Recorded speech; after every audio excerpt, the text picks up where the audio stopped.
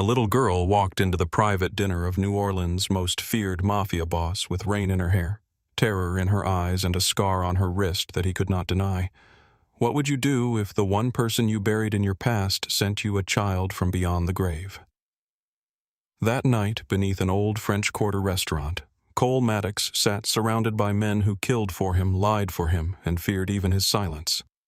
Outside, the rain beat against the alley bricks. Inside, power moved in whispers. Then the door opened, and a 7-year-old girl stepped into a room no stranger was supposed to survive. She did not ask for money. She did not beg for mercy. She only raised her wrist. Stay with this story, because this is not just about crime. It is about grief, blood, love, and whether a dangerous man can still become worthy. Like this video and comment where you're watching from. The scar on Emma Wren's wrist did not just silence the room. It reached across 8 lost years, found the door Cole Maddox had nailed shut inside himself, and opened it without mercy. For a long moment, he did not breathe. The child stood 12 feet away from him, small under the amber light rain dripping from the hem of her yellow coat onto the polished floor. Her sleeve was still pushed up. Her wrist trembled, but she did not lower it. She watched him with the steady fear of someone who had already learned that adults could fail her and that crying did not always bring help. Cole looked from her wrist to his own. The same pale crescent curved across his skin. Not a birthmark exactly. Not a scar exactly. Something between the two. A thin moon pressed beneath the flesh inherited through the Maddox bloodline like an old family curse. His father had carried one on his left hand. His grandfather had carried one near his thumb. Cole had once been told it meant the men in his family were born with a mark from God and a debt to the devil. He had laughed at that when he was young. He was not laughing now. Emma's voice came small and dry. "My mom said you would understand." Cole folded his cuff back down slowly. His fingers did not move right at first. They felt too large, too clumsy, like they belonged to another man. "What else did your mother tell you?" Emma pulled her sleeve over her wrist and held it there with her other hand. "She said to show you the picture. She said not to talk to anyone else. She said if they asked my name, I should only say Emma. Did she tell you who I was?" The child hesitated. The rain rattled against the alley door somewhere beyond the room. Above them, faint jazz trembled through the floorboards, a trumpet line, soft and lonely, floating down from the restaurant where people were eating oysters and drinking wine, unaware that the shape of one man's life had just split open below them.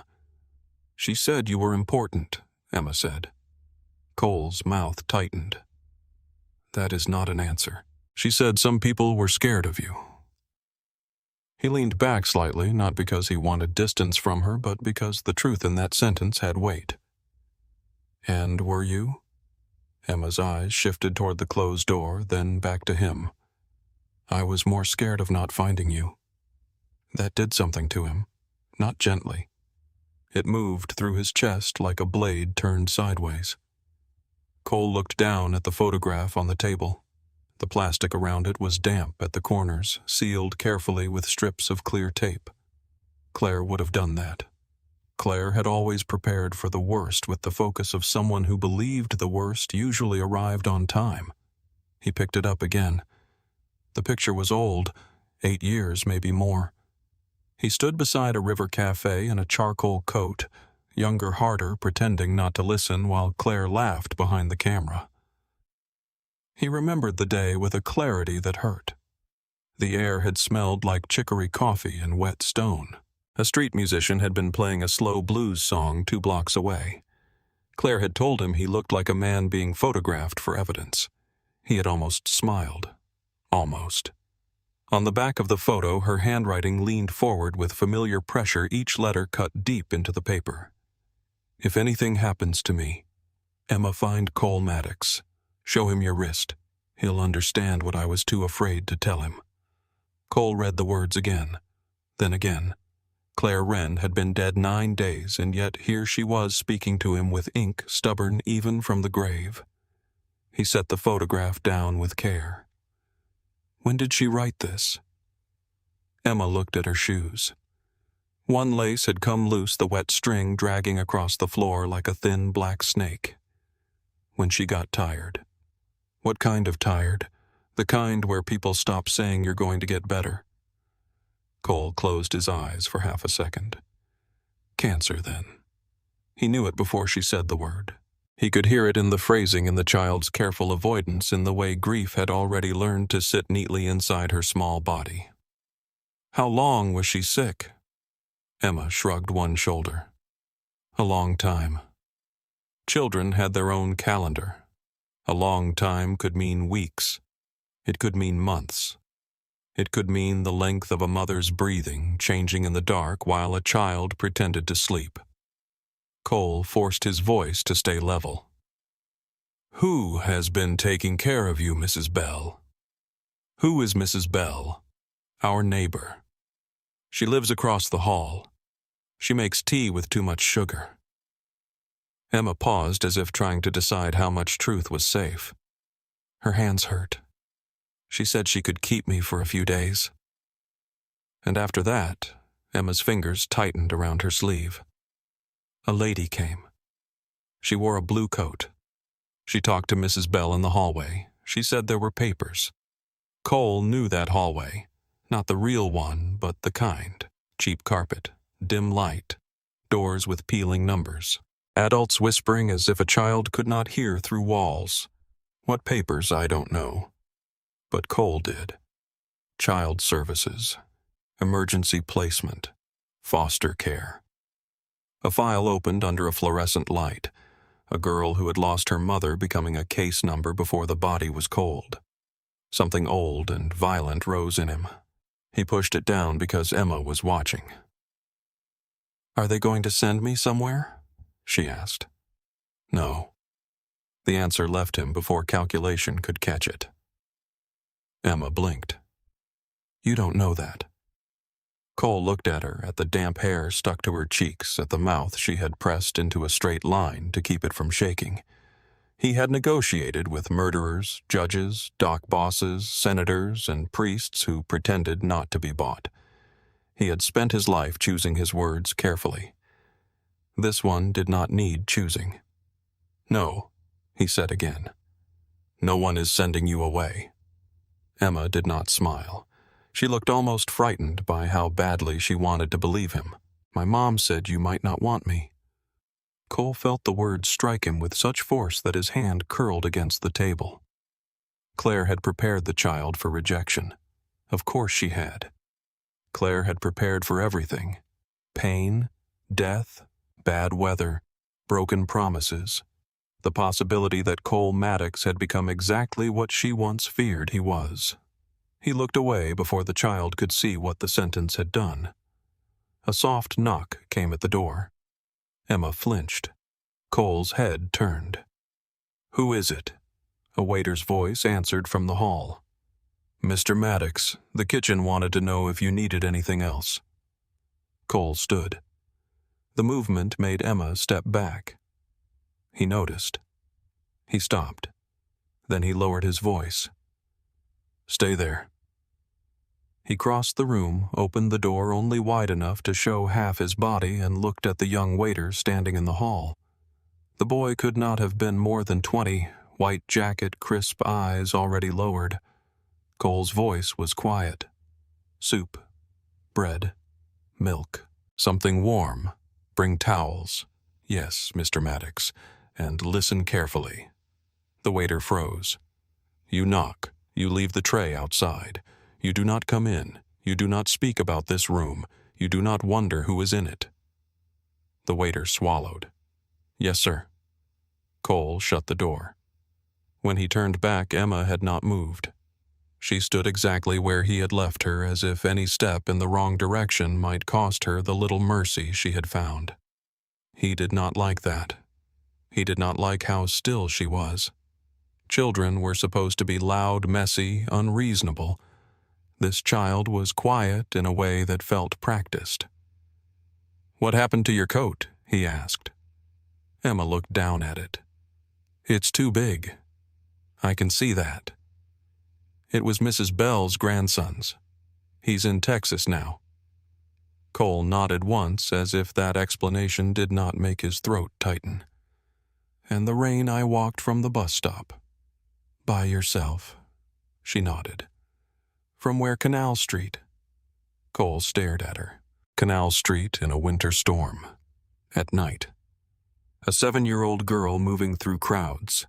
Neon horns. Strangers' puddles deep enough to swallow her shoes, carrying a dead woman's instructions in her pocket and a secret on her wrist. How did you know where to go? Mom wrote it down. She reached into the same pocket and pulled out a damp piece of notebook paper. The address of St. Marceau's was written in Claire's hand along with a second note beneath it. Ask for the red door behind the kitchen. If anyone stops you, say you are looking for Cole Maddox. Cole read it once, then folded it carefully. Claire had known his habits, his rooms, his back doors. The private dining chamber beneath St. Marceau's had not been a public secret, but Claire had always seen more than he wanted her to. The knock returned. Cole opened the door and took the tray himself. The waiter's eyes did not rise. Good. Cole closed the door and carried the tray to the table. Tomato soup, warm bread, a glass of milk, white towels folded beside the bowl. He placed the food near the chair closest to Emma. Sit. She hesitated. Cole heard the command in his own voice and hated it. He softened the next words. You can sit there, Emma. She climbed into the chair, careful not to let her wet shoes touch the polished wood. She stared at the bowl like hunger was something she was embarrassed to admit. Eat, he said. This time she did. At first she dipped tiny pieces of bread into the soup and took small bites. Then hunger won. Her pace quickened. She tried to slow herself down and failed. Cole watched without making her feel watched. That was harder than it should have been. On her right wrist, beneath the sleeve, he saw the faded edge of a hospital bracelet. Around the inside of her elbow was a purple bruise where an IV had been taped. He had seen bruises like that on men after gunshots and overdoses. He had not expected to see one on his child. His child. The words did not fit anywhere inside him.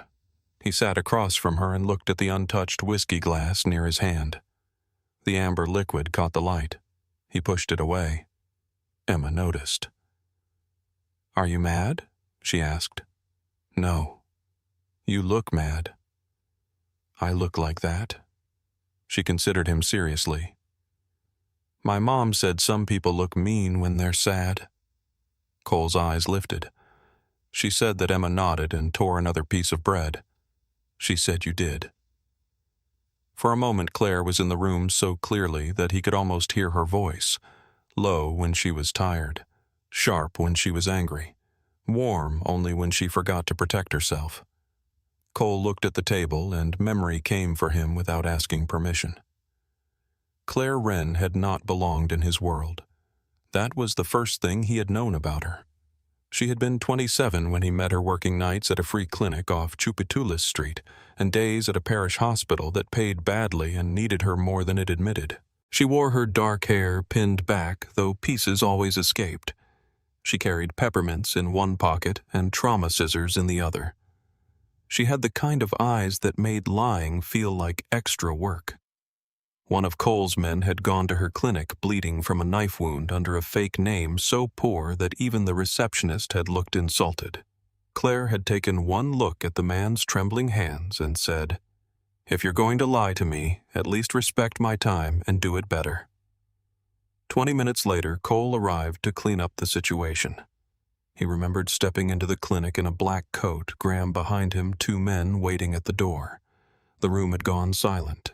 Patients stopped coughing. A nurse dropped a clipboard. Even the injured man on the table looked like he wanted to crawl beneath it. Claire did not look afraid. She looked annoyed. She stood with blood on one sleeve and a needle driver in her hand. You must be the reason everyone suddenly forgot how to breathe, she said. Cole had looked at her for a long second. You know who I am. I know the type. The type men who think silence makes them powerful. Graham had shifted behind him, half amused, half ready to remove her from the room if Cole gave the slightest sign. Cole had given no sign. He should have left. Any sensible man would have. Instead, he stayed.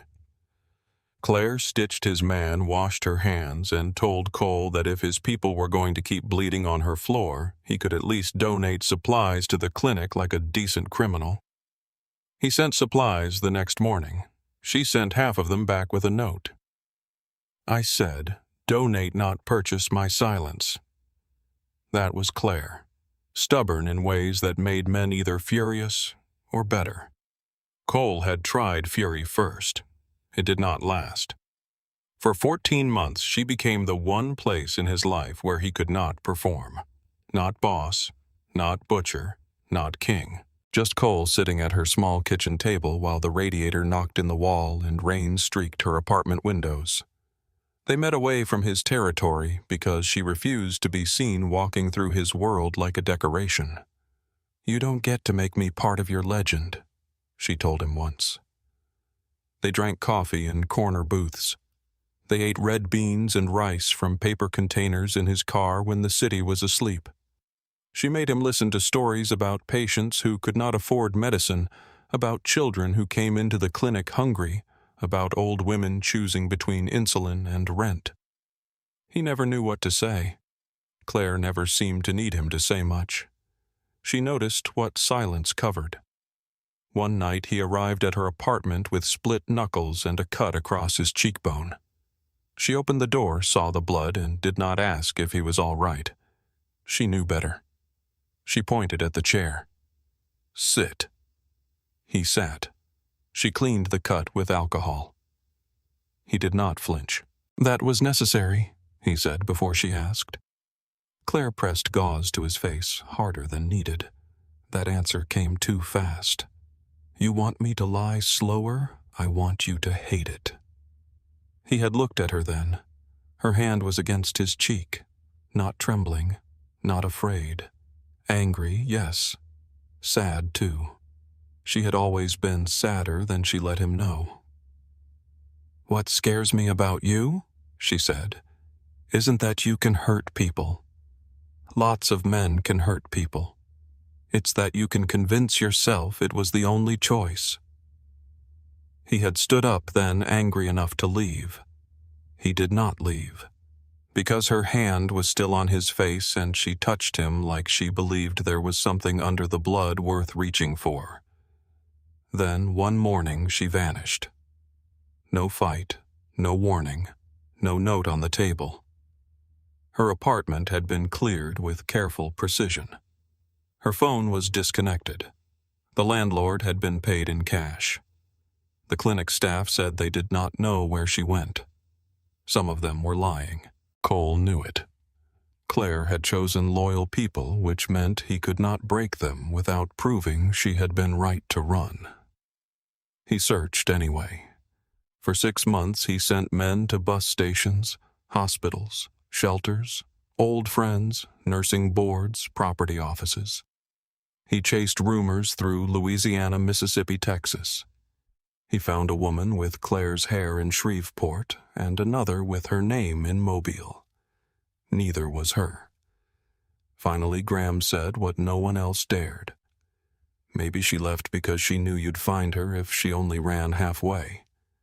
Cole had been sitting in his office at 3 a.m, the city spread beneath his window like a kingdom he suddenly hated.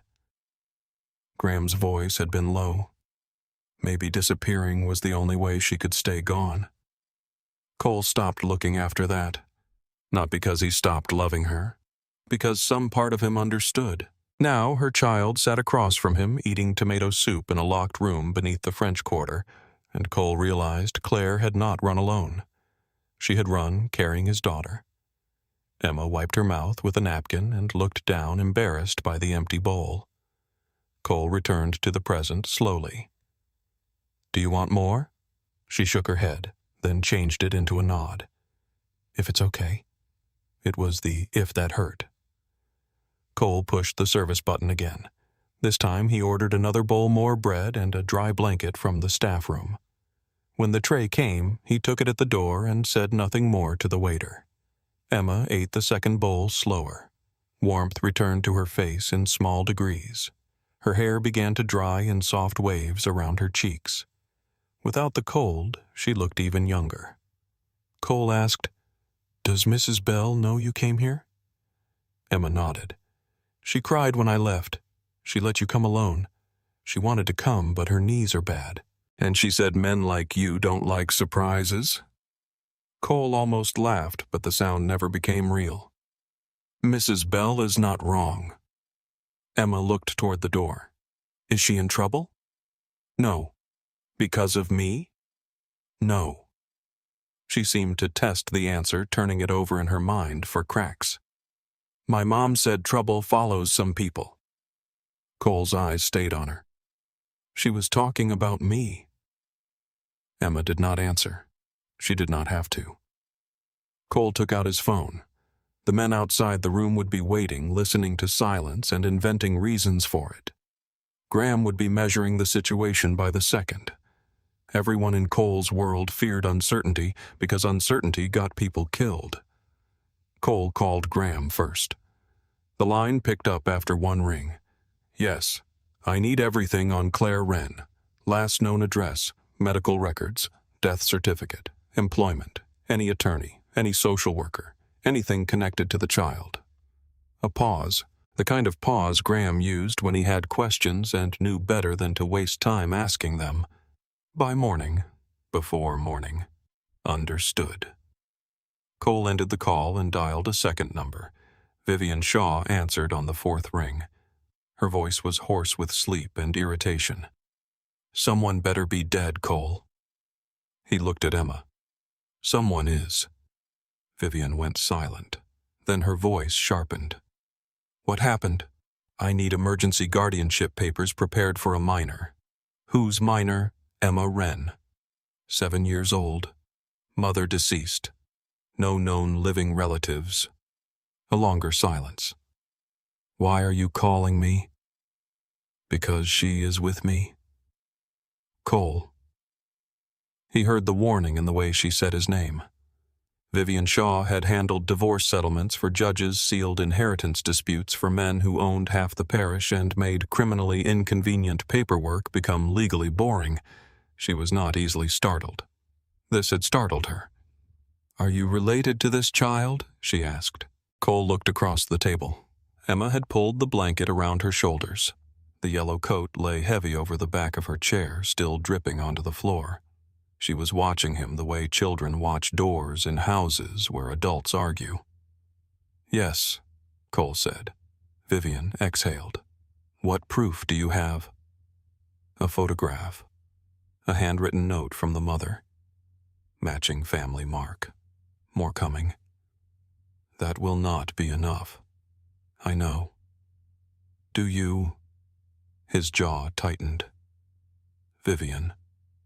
"No, listen to me. A child is not a car title.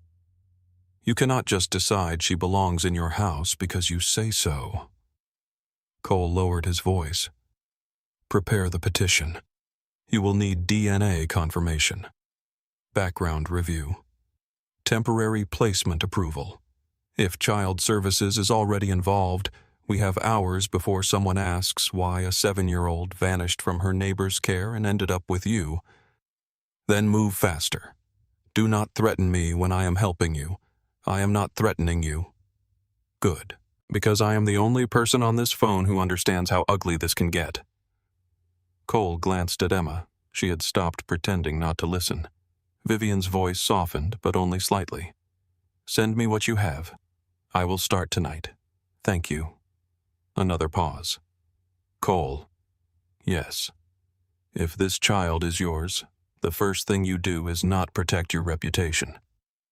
His hand tightened around the phone. "What is the first thing you protect her from your life, including the parts of it that look like protection to you?" The line went quiet after she hung up.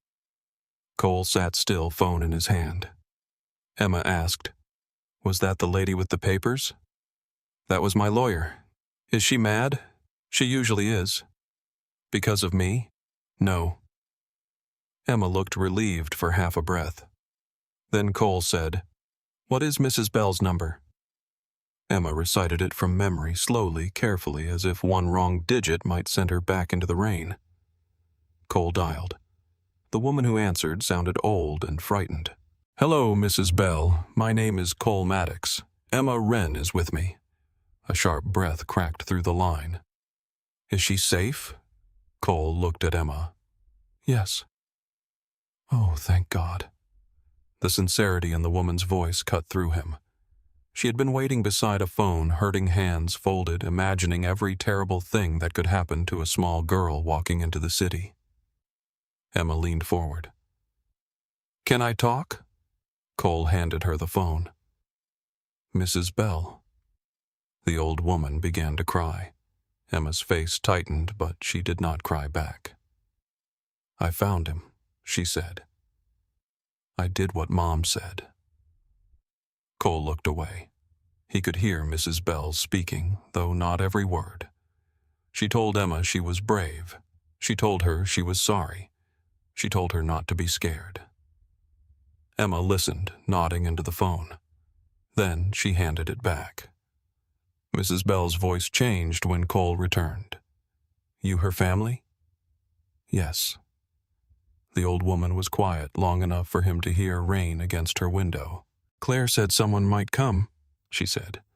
Near the end, she kept saying there was a man. Then she'd get scared and stop talking. "I thought it was the fever." "It was not." "No," Mrs. Bell said. "I reckon it wasn't. I will send someone for Emma's things. I won't give them to just anybody." Good. That seemed to settle her. She has 2 bags, a backpack, her mother's box, some papers, not much else. Cole closed his eyes briefly. "Thank you for keeping her." Mrs. Bell's voice hardened. "I kept her because Claire loved that child more than breath." "Don't thank me like that settles anything." Cole accepted the blow because it was deserved. "No, ma'am. You listen to me, Mr. Maddox. I don't know what you are. I know enough to be afraid. But that little girl has spent months watching her mama die and still says please before asking for water. If you take her, you don't get to be another thing she survives." Cole stared at the table. "I understand." "No, Mrs. Bell said. "You don't, but maybe you can learn." She hung up before he could answer. Cole lowered the phone. Emma watched him. "Mrs. Bell talks a lot when she's upset." "She does. Did she yell? A little?" "Are you mad?" "No." "People get mad when old ladies tell the truth." Cole looked at her. "Your mother teach you that too?" Emma nodded. "She said old ladies and children get away with truth because people think they're harmless." This time the almost smile did come. Small, brief, unfamiliar on his face. Emma saw it. Her own expression changed, not into happiness, but something closer to recognition. Like she had found a door that might open if she touched it gently enough. Cole stood. Emma's shoulders tightened again. He stopped. "We are leaving," he said. "Where?" "My house." She looked toward the closed door. "Are the scary men out there?" "Yes." "Will they look at me?" "Not if they want to keep their eyes." Emma thought about that. "Is that a joke?" Cole considered. "I am not sure." She slid off the chair. The yellow raincoat nearly swallowed her when she reached for it. Cole moved to help her, then stopped himself, unsure if touching her would frighten her. Emma solved the problem by holding out one sleeve. He helped her into the coat. Carefully. The act required more concentration than signing death orders had ever required. Her arm was thin under the fabric, her sleeve stuck at the wrist. He adjusted it with the gentleness of a man disarming a bomb. She picked up the photograph from the table. Cole placed it back into the plastic sleeve and handed it to her. "Keep that safe," he said. "She told me to." "I know." He opened the door. The hallway outside had been cleared. Of course it had.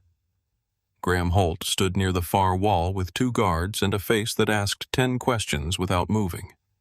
His eyes fell to Emma, then to Cole. Cole gave him one word. Car. Graham nodded.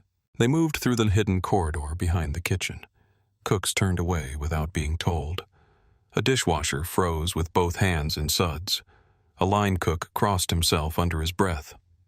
Emma noticed everything. At the service exit, rain fell hard into the alley silver beneath the security light. The black SUV waited with its engine running. Cole opened his coat and shielded Emma as they crossed. She climbed inside and buckled herself with practiced concentration. Cole sat beside her in the back. Graham took the front passenger seat. Owen Briggs, gray-haired and broad-shouldered, watched Emma once in the rearview mirror, then looked away as if giving her privacy. The SUV pulled from the alley into the wet New Orleans night. For several blocks, no one spoke. The French Quarter slid past in blurred gold and red. Neon signs bled into puddles. A saxophone player stood beneath an awning playing to nobody. Tourists laughed under umbrellas, their voices bright and careless. A horse carriage rolled slowly through the rain, the driver hunched beneath a black poncho. The city looked alive in all the ways Claire was not. Cole took out his phone and called Graham, though Graham sat 10 feet away. That was how they spoke when Owen did not need to hear everything. Graham answered without turning. Yes. Vivian is preparing papers. We need Claire's records before sunrise. We need the neighbor protected quietly. No uniforms. No crew boys. Use Briggs or somebody like him. Done. No one says Emma's name. Graham's reflection in the windshield remained still. Understood. Cole ended the call. Emma was watching rain race down the window. Is he the man who worries? She asked. Graham's shoulders shifted slightly. Cole looked at her. What? The man in front. His face looks like Mrs. Bell's when the stove made a noise. From the front seat, Graham cleared his throat. Cole looked out the window so she would not see his mouth move. Yes, he said. He worries. About me. About everything. Emma accepted that. Worriers are useful. Graham glanced back before he could stop himself. Your mother say that. Emma nodded. She said, brave people run in first, but worriers check if the floor is missing. Graham faced forward again. She sounds like a wise woman. She was, Emma said. No hesitation, no uncertainty. The answer filled the car. Cole felt it settle over him. They left the quarter behind and drove toward the garden district where old mansions stood behind iron fences and oak branches hung low over the streets like dark arms. The rain softened to mist. Gas lamps flickered along the sidewalks. The houses there looked less built than inherited, as if they had been waiting for generations of secrets and had learned not to react. Cole's mansion stood at the corner of Prytania and a narrow side street. White columns rising behind black iron gates. Balconies wrapped in shadows. Windows dark except for the security lights hidden beneath the eaves. Owen stopped at the curb. Graham stepped out first, scanning the street. Cole opened Emma's door. She climbed down and looked up. You live here? Yes. Alone? Yes. She nodded slowly. It looks lonely. Cole had paid more money than most men would see in a lifetime for that house. He had reinforced the doors, replaced the glass, wired the walls, buried cameras beneath decorative iron-built escape routes where old servants' halls had been. He had made it secure, untouchable, silent. No one had ever called it lonely. No one had ever understood it so quickly. Inside the foyer smelled of polished wood, old paper leather, and rain. Emma stepped in carefully as if afraid the floor might object to her shoes. Her gaze moved over the curved staircase, the high ceiling, the antique mirror, the empty walls. There were no family photographs, no coats thrown over chairs, no school papers on tables, no flowers, no proof that anyone had ever lived there for any reason other than power. Cole saw the house through her eyes and disliked what he saw. Graham entered behind them. "I'll make the calls," he said. Cole nodded. Graham's gaze dropped to Emma. For a moment, the older man's face changed into something almost gentle. "Miss Wren," he said. Emma looked up at him. "You're Mr. Holt?" "Yes, the man who worries." Graham blinked. Cole turned away. "I suppose I am," Graham said. Emma nodded. "That's okay." Then she looked at Cole. "Do I sleep here?" "For tonight?" Cole said. The moment the words left his mouth, he saw her face close. For tonight meant temporary. For tonight meant Mrs. Bell's couch, hospital chairs, a neighbor's kindness with an expiration date. He corrected himself. "You sleep here." Emma watched him carefully. For how long Cole had been asked harder questions by prosecutors and killers.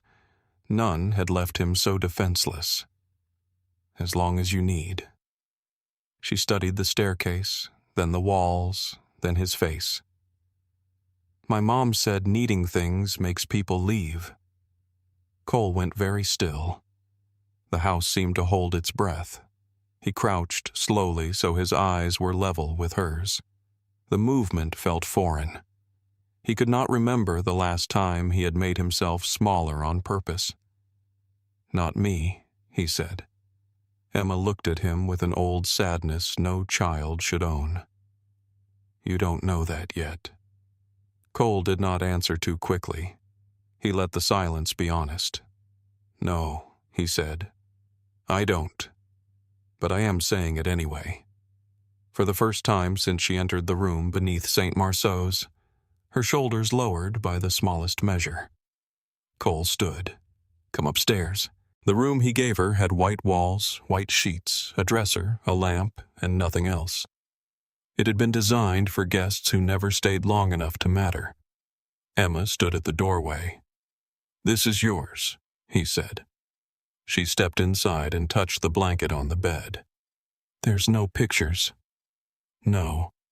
Do you not like pictures? I never needed them." Emma looked at him. "My mom said pictures are proof something happened." Cole thought of the photo in her coat pocket. Claire had kept proof. He had kept nothing but silence. "She may have been right," he said. Emma's hair dripped onto the floor. Cole opened a drawer and found a clean white shirt from a guest set no one had used. It would hang to her knees, but it was dry. "There is a bathroom through there. You can change. I'll stand outside." She took the shirt. "Do you have pajamas? No. Do you have cereal? No." She looked genuinely concerned now. "What do you eat?" Cole almost said whiskey and coffee. Instead, he said, "I will get cereal." Emma considered him with solemn judgment. "Okay." He stepped into the hall and closed the door halfway. Downstairs, Graham's voice moved low through the study. Calls being made, papers being pulled, men being redirected. The machinery of Cole's life had begun turning around a 7-year-old girl in a borrowed raincoat. When Emma came out, the shirt fell past her knees. Without the coat, she looked smaller, almost breakable. She held her wet clothes in a folded bundle. "Where do these go? I'll take them." She did not hand them over right away. "They're all I have here." "I know." Only then did she give them to him. He carried them to the laundry room himself because he did not want a housekeeper, guard, or driver touching the first things she had trusted him with. When he returned, Emma was sitting on the edge of the bed. "Mr. Maddox." The name sounded wrong in her mouth. "Yes. Did my mom love you?" The question filled the room. Cole looked at the child Claire had hidden, protected, and finally sent back to him when there was nowhere else to turn. He could have softened the truth. He could have said adults were complicated. He could have hidden behind the kind of answer cowards offered children when honesty had teeth. Instead, he said, "Yes." Emma's fingers curled into the sheet. "Did you love her?" "Downstairs." Graham's voice went silent. Rain tapped the window. The yellow coat hung in the bathroom, dripping into the tub. Cole looked at Emma. "Yes." She nodded once as if the answer mattered but did not surprise her. "Good night," she said. "Good night, Emma." Cole left the door halfway open, leaving a wedge of hall light across the floor. He walked downstairs and found Graham in the study with a black folder already in his hand and questions sitting behind his eyes. Cole did not go to the whiskey cabinet. He stood at the window instead. Outside, rain silvered the street. The iron gate glistened. The city beyond the glass kept moving, unaware that Cole Maddox had brought home the one thing his enemies could never be allowed to see. Graham spoke quietly. "Is she yours?" Cole did not turn. "Yes." "You're certain Cole saw the crescent scar? Claire's handwriting? Emma's chin lifting so she would not cry?" "Yes." Graham was silent for a long moment. Then he said, "Everything changes." Cole looked toward the second floor. Above him, a little girl who had crossed the city in the rain lay in a stranger's house with her dead mother's name still warm on her tongue. "No," Cole said. "Everything already did." A faint floorboard creaked upstairs. Both men looked toward the sound. Cole stood very still, listening. For the first time in years, the house did not feel empty. It felt awake. Cole Maddox stood in the study long after Graham Holt left him with the first stack of papers. The rain had thinned to a whisper against the tall windows. Beyond the iron gate, the garden district slept under wet oak branches and gaslight beautiful in the way old money often was polished enough to hide the rot beneath it. On Cole's desk lay Claire Wren's name. Not spoken. Not remembered in secret. Written. Claire Elizabeth Wren. The letters sat in black ink on a file Graham's people had pulled before sunrise. Nursing license, old clinic records, lease history, hospital employment, a death certificate pending formal processing, a final address in a narrow apartment building near Esplanade Avenue. Cole had faced indictments, assassins, and men who came to him with knives hidden under their coats. None of them had made him hesitate before touching paper. This file did. He opened it. The first pages were ordinary enough to be cruel. Birth date, social security number, medical credentials, emergency contacts once listed, then crossed out by time and death. No father living. No mother living. No siblings. A cousin in Arkansas who had not answered a listed number in 10 years. Claire had been alone before she ever loved him. Cole read that line twice, though it was not written anywhere. Then came the medical records Vivian had managed to obtain through legal pressure and favors Cole did not ask about.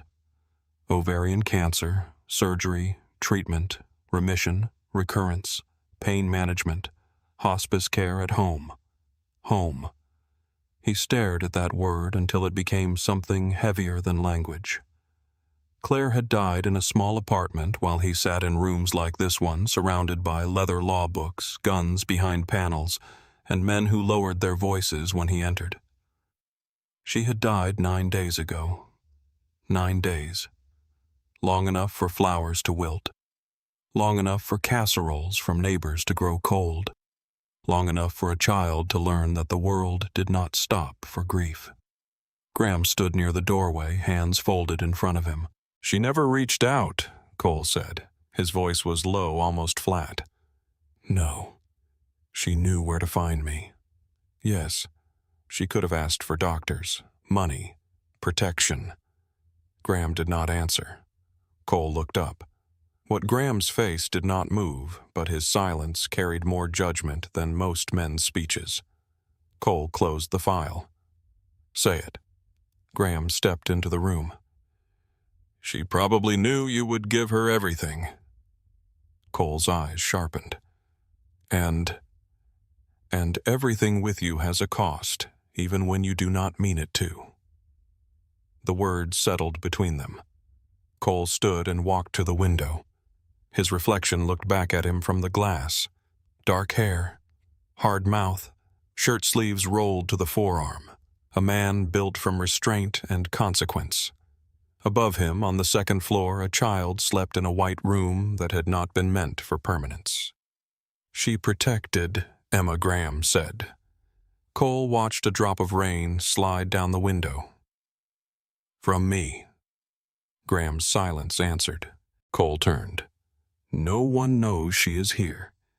That is not a plan. It is an order. Orders leak." Graham's voice stayed calm.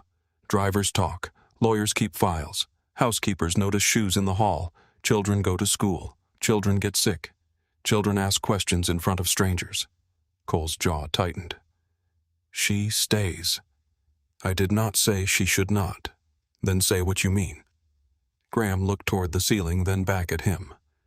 "I mean she cannot survive inside your world unless your world changes shape around her." Cole almost laughed. There was no humor in it. Change the world, or lose her to it. Before Cole could answer, a soft sound came from above. A floorboard. Then another. Both men looked up. Cole was already moving. He climbed the stairs without noise, one hand near the banister, but not touching it. Halfway down the second-floor hall, Emma stood outside the guest room in the oversized white shirt. Her hair was tangled around her face. One hand held the door frame. Her eyes were open but heavy with sleep. When she saw him, she straightened, as if she had been caught doing something wrong. "I'm sorry," she said. Cole stopped 3 steps away. "For what I woke up." The answer moved through him with a quiet violence. "You do not have to apologize for waking up." Emma looked past him toward the stairs. "I heard voices. That was Graham. The man who worries." "Yes." Was he worried about me? Cole glanced back. Graham had remained at the top of the stairs, keeping distance. He worries because it is his job. Emma rubbed one eye with the heel of her hand. "What is your job?" The question should have been simple. Cole Maddox had many answers. Boss, owner, criminal, protector, devil if the right widow was asked, king if the wrong man was afraid enough. He looked at Emma standing barefoot in a hallway too large for her. "I am working that out." She accepted this with the tired patience of a child used to adults saying strange things. "I'm hungry." It was the first ordinary sentence she had spoken in his house, and it felt like mercy. Cole led her downstairs to the kitchen. The kitchen had been designed by a woman from New York who believed warmth could be bought with marble and copper. There were shining pans, no one used cabinets full of plates arranged by size, a stove that looked powerful enough to feed an army, and a refrigerator so clean it seemed newly installed. Cole knew where the coffee was. He knew where the whiskey was. He did not know whether he owned cereal. Emma climbed onto a stool at the island and watched him open cabinets. Plates, glasses, spices. More glasses. She tilted her head. "You don't cook." "I can cook." "What can you cook?" Cole opened the refrigerator. Eggs, mustard, 2 lemons, milk, a covered container with something green inside that he did not trust. Eggs. "How in a pan?" Emma's expression grew grave. "That is not enough information." From the doorway, Graham made a sound that might have been a cough. Cole turned. "Do you have something to add?" Graham lifted both hands. "No." Cole looked back at Emma. "Toast. Do you have bread?" He searched the pantry and found a loaf wrapped in plastic. "Yes. Peanut butter." Another search. A jar sat behind a box of crackers unopened. "Yes." Jelly-Cole found strawberry preserves with the label still perfect. Emma slid from the stool and came around the island. "You need a knife. I know that. Not a sharp one." "I know that, too." She gave him a look that said she doubted both statements. He found a butter knife and placed it on the counter. Emma pulled a stool close, climbed onto it, and reached for the bread. Cole moved forward before he could stop himself, one hand lifting in case she slipped. "I'm okay," she said. He stepped back.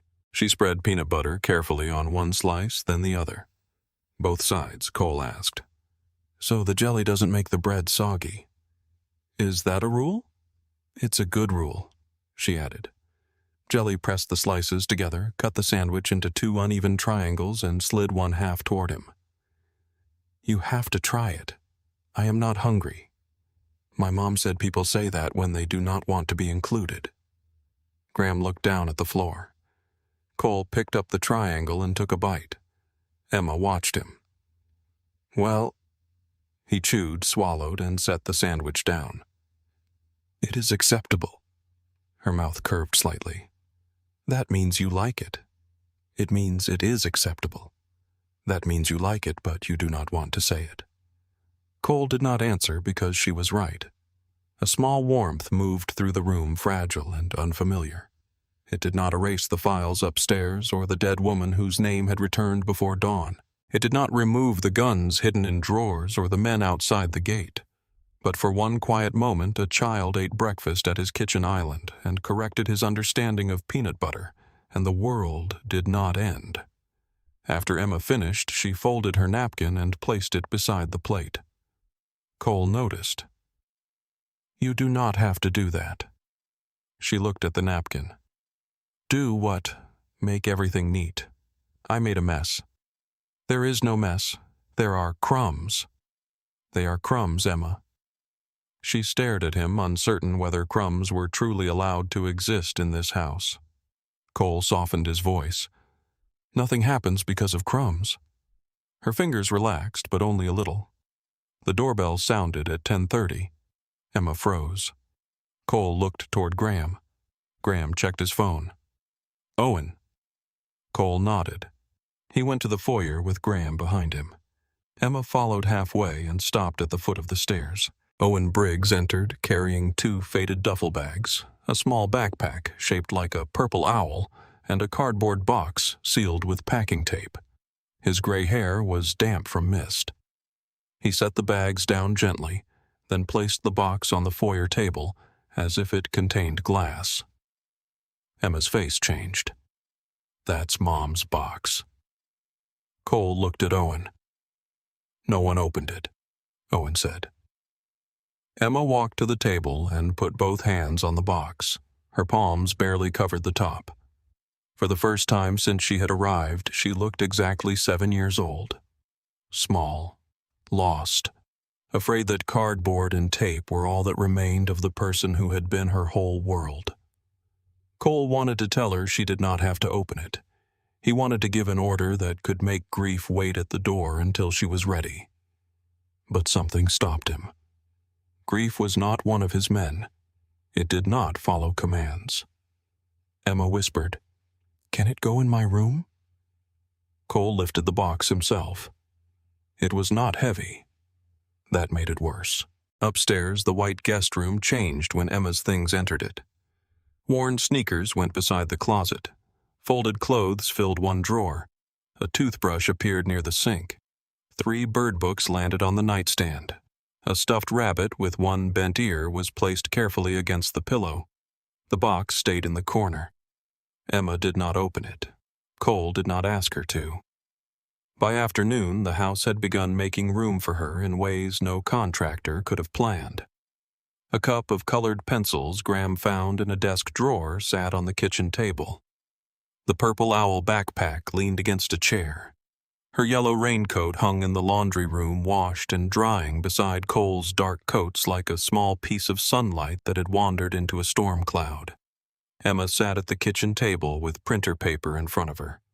Cole sat at the other end reviewing documents Vivian had sent. He tried to read, but every few minutes his eyes moved to Emma. She drew quietly. A square house, a crooked door, a tree with bare branches. No people. Cole watched the pencil move. "Is that your old apartment?" Emma shook her head. "Mrs. Bell's building, no." "What is it?" She shaded the roof. "Just a house." He returned to the papers. Guardianship forms, emergency petition, medical consent, temporary custody language, words that turned blood and fear into boxes to be signed. A few minutes later, Emma asked, "Why don't you have pictures?" Cole looked up. "What?" "On the walls. There are no pictures. I never needed any." Her pencil paused. My mom said pictures are proof something happened. Cole thought of Claire behind a camera laughing by the river cafe. He thought of 8 years with no proof except one photograph kept safe by a dying woman. She may have been right. Don't you want proof? He looked around the kitchen. Marble, copper, polished wood, nothing alive. I do not have much worth proving. Emma went back to drawing. I can make some. 2 hours later, the first picture appeared on the refrigerator held by a magnet shaped like a wine bottle from some event Cole did not remember attending. It was the square house with the crooked door. Cole stood in front of it with a bottle of water in his hand. Emma appeared beside him with another sheet of paper held against her chest. You don't have to keep it there. It can stay. It's not very good. It can still stay. She nodded, satisfied, and went back to the table. Graham came in that evening with another folder. He stopped when he saw the refrigerator. His face changed. Cole noticed. Do not say anything. Graham lifted his hands. I was not going to. Emma looked up from the table. You can look at it. Graham stepped closer and studied the drawing as if it were a map of buried treasure. It is a good house, he said. Emma looked suspicious. It is crooked. Most good houses are. She seemed to approve of that answer. Cole signed the papers Graham placed in front of him. Each signature felt less like command and more like confession. Vincent Cole Maddox written beneath Emma Wren's name. Responsible party. Temporary guardian. Emergency contact. For years, his name had opened doors, closed, mouths bought silence, and invited fear. Now it sat under a child's name on a document that meant breakfast school forms bad nights, doctor visits, and the terrible patience of staying. At 9, Emma stood in the kitchen doorway. Do I sleep now? If you want. What do you do at night work? Always. Usually. She looked at the empty hall beyond him. My mom used to read until I fell asleep when she was not too sick. Cole felt the sentence reach back through time and find every version of himself that had failed them. I do not have children's books. That's okay. But it was not okay. He knew it by the way she said it. He found one of her bird books upstairs and sat in the chair beside her bed. The book was about migration. Tiny birds crossing impossible distances with bodies lighter than a man's hand. Cole read slowly at first. His voice was rough from disuse in soft rooms.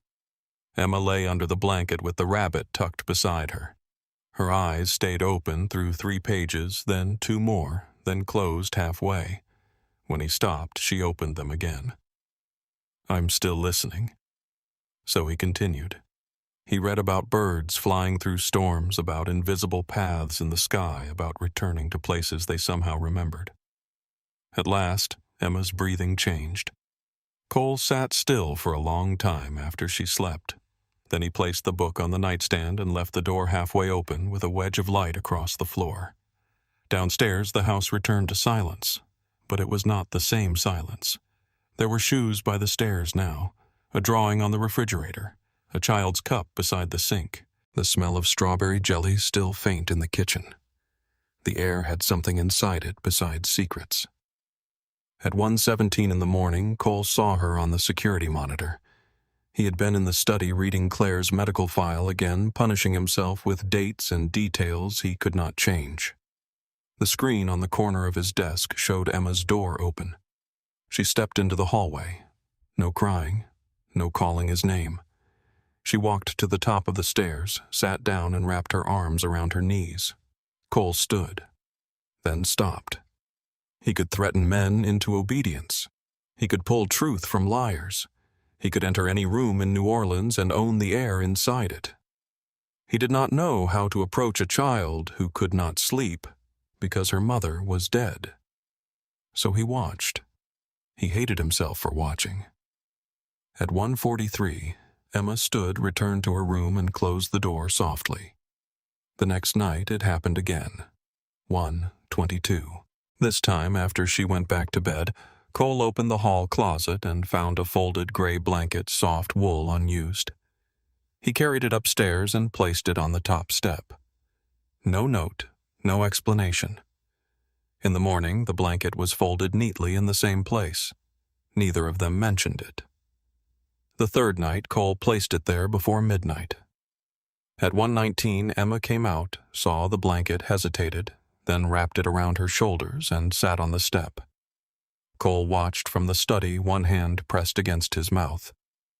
The fourth night, the blanket was already waiting. By then, it had become theirs. Not comfort. Not yet. A signal. I know you are there. I will not make you ask. Near dawn, Cole walked through the quiet house and stopped in front of the refrigerator. Emma's crooked house remained beneath the wine bottle magnet. The paper curled slightly at one corner. He pressed it flat with his thumb. For years, this house had been built to keep danger out and secrets in. It had swallowed whispers, orders, and sins without complaint. Now it held something else.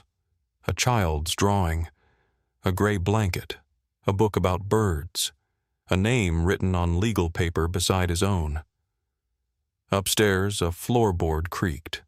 Cole looked toward the sound and listened. Cole still did not know how to be a father. He only knew that when Emma woke in the dark, the blanket had to be there. By the end of the week, the gray blanket had become a quiet ritual inside the mansion. It waited at the top of the stairs before midnight, folded into a neat square soft enough to forgive the cold. Emma never asked for it. Cole never offered it out loud. She simply came into the hallway after bad dreams wrapped herself in it, and sat where the stairlight touched her bare feet. Sometimes she stayed 10 minutes, sometimes 30. Cole watched from the study monitor with the sound off and his hand near his mouth, as if any wrong breath from him might break whatever fragile trust was forming between them. The house changed around her slowly. Not in large ways. Large changes would have frightened her. It changed in small places first. A small glass appeared beside the orange juice because Emma could not hold the heavy crystal tumblers. Bird books stacked beside the kitchen napkins. The pantry held cereal now. 3 kinds, because Cole had not known which one children preferred and had solved the problem the way he solved most things, by buying too much. Emma chose the plainest one. She poured it carefully, spilling 2 pieces onto the counter. The instant they fell, her whole body went still. Cole saw it from the stove. "It is cereal," he said. Emma picked up the 2 pieces quickly. "I know. Nothing happens because of cereal." She nodded, but her face stayed pale. Later that morning, he found her kneeling beside the kitchen chair, wiping milk from the floor with a paper towel. It was barely a splash, just a few white drops against dark stone. "I did not mean to," she said before he spoke. Cole crouched beside her slowly. "Emma." She scrubbed harder. "I am cleaning it. I can see that." "I did not mean to." He kept his voice low. "Look at me." She did, because she had been taught to obey adults before she had been taught to trust them. Nothing happens because of spilled milk in this house. Her eyes searched his face, looking for the hidden rule. Nothing, nothing. She looked back at the floor. My mom used to say that too. Then she was right. Emma nodded once, but she kept wiping until the floor shone. That afternoon, Dr. Elise Harper came to the mansion. She arrived without ceremony in a dark coat, carrying a worn leather satchel. She was small, with silver in her black hair and eyes that did not flinch when Cole opened the door. That alone made him distrust her. Most people reacted to him in one of 3 ways: fear, hunger, or calculation. Dr. Harper gave him none of those. She stepped into the foyer, glanced at the cameras, the ironwork, the empty walls, and the guarded distance between every object in the house. "This place is very quiet," she said. Cole closed the door. It is private. That is another word for quiet when adults prefer it. Graham, standing near the study entrance, looked down at his phone as if the screen had become suddenly fascinating. Cole's eyes narrowed. You were recommended because you work well with children. I do. Then work with the child. Dr. Harper met his stare. I usually begin by understanding the adults around her. She is upstairs. I know. Cole did not like that she knew anything before he allowed it. Emma came down 5 minutes later in a blue sweater and leggings, holding the stuffed rabbit by one bent ear. She stopped on the second step when she saw Dr. Harper. Cole moved slightly, not enough to block the room, but enough to make himself part of it. Dr. Harper noticed and chose not to comment. Hello, Emma? I'm Dr. Harper. Emma looked at Cole first. He nodded. Hello, she said. Dr. Harper sat in the sitting room, not on the largest chair, not near the door, but in the middle where no one would feel trapped. Emma took the couch edge and folded her legs beneath herself. Cole stood by the window with his arms crossed. Graham remained near the hall. Dr. Harper placed a small wooden box on the coffee table. Emma watched it. What is that? Things that help people talk when words get tired. Emma considered this carefully. Words get tired a lot. They do. Dr. Harper opened the box. Inside were tiny objects. A wooden house, a brass key, a smooth black stone, a paper boat sealed in clear varnish, a red door no bigger than Emma's palm, a dog, a woman figure, a man figure, a little girl figure, a bird with blue painted wings. Emma touched the bird first. Cole looked away. Of course she touched the bird first. Dr. Harper did not ask about Claire. She did not ask about sickness, hospitals, funerals, or why Emma woke in the night. She simply let Emma arrange the objects on the table. Emma placed the house in the center. The bird went on the roof. The little girl stood near the door. The key went under a cushion. The boat turned upside down in the far corner. Dr. Harper asked, "Where is the man?" Emma looked at the small wooden man but did not pick him up. He is not sure where to stand. Cole's jaw tightened. Dr. Harper did not look at him. And the woman Emma's fingers closed around the woman figure for a moment. Then she placed it near the bird, not inside the house, not outside it either. She can see it. Can she come in? Emma shook her head. No, but she can see it. Cole turned toward the window. Outside, sunlight lay pale on the wet street. A gardener across the road trimmed a hedge with slow, ordinary care. The world was always insulting in its ability to continue. When the session ended, Emma carried the bluebird upstairs with permission. She held it softly in both hands. Dr. Harper watched her disappear, then closed the wooden box. She is very careful, she said. Cole's voice was sharp. She is calm. Dr. Harper looked at him. Careful is not the same as calm. Graham stayed silent. Cole did not. I know the difference. Do you? The room cooled. Graham lifted his eyes, then lowered them again. Dr. Harper fastened the latch on the box. She has learned that adults are easier to keep if she becomes easy to keep. She says, "Thank you too much." She apologizes for taking space. She studies faces before answering simple questions. She is performing stability. Cole looked toward the staircase. I told her she is staying. I believe you. Then what is the problem? The problem is that she does not believe the world keeps promises because adults say them. Cole turned back. She believes in patterns, Dr. Harper continued. Who returns? Who notices? Who stays when she becomes inconvenient? The word inconvenient landed hard. Emma had apologized for waking up, for crumbs, for milk, for grief she had not even shown him yet. Cole looked down at his hands. What do I do? The question left him before pride could stop it. Dr. Harper's expression softened, though her voice did not. You let her need things. Then you do not punish her for needing them. That night Cole found Emma at the kitchen table drawing again. The house was different now. It had smoke from the chimney and 2 windows with yellow squares of light. The bird sat on the roof wings open. Cole placed a mug in front of her. What is it? She asked.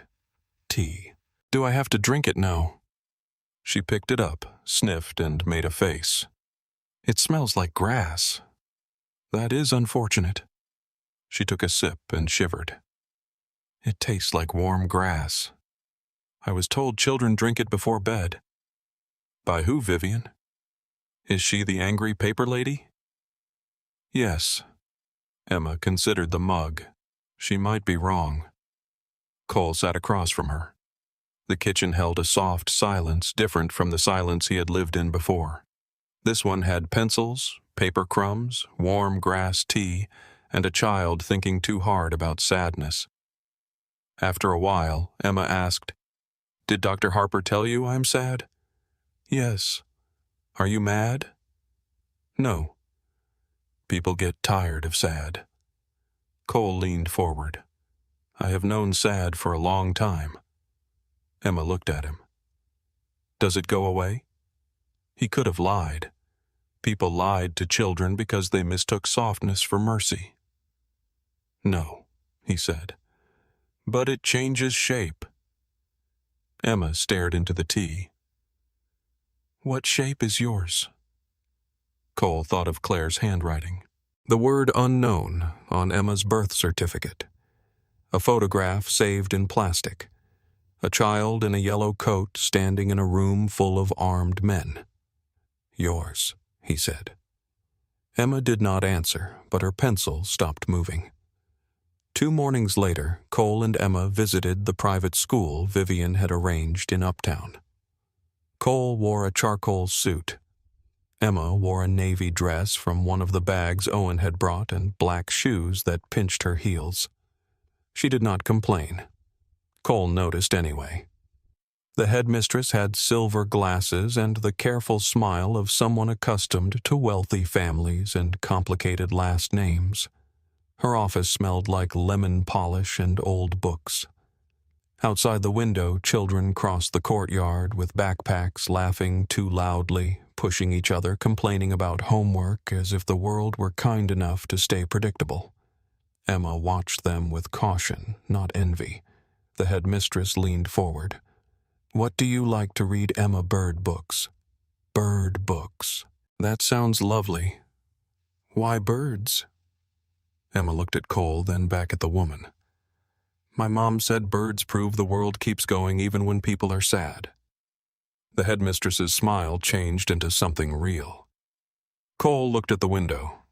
Children moved across the courtyard with the careless confidence of children who believed someone would come for them at the end of the day.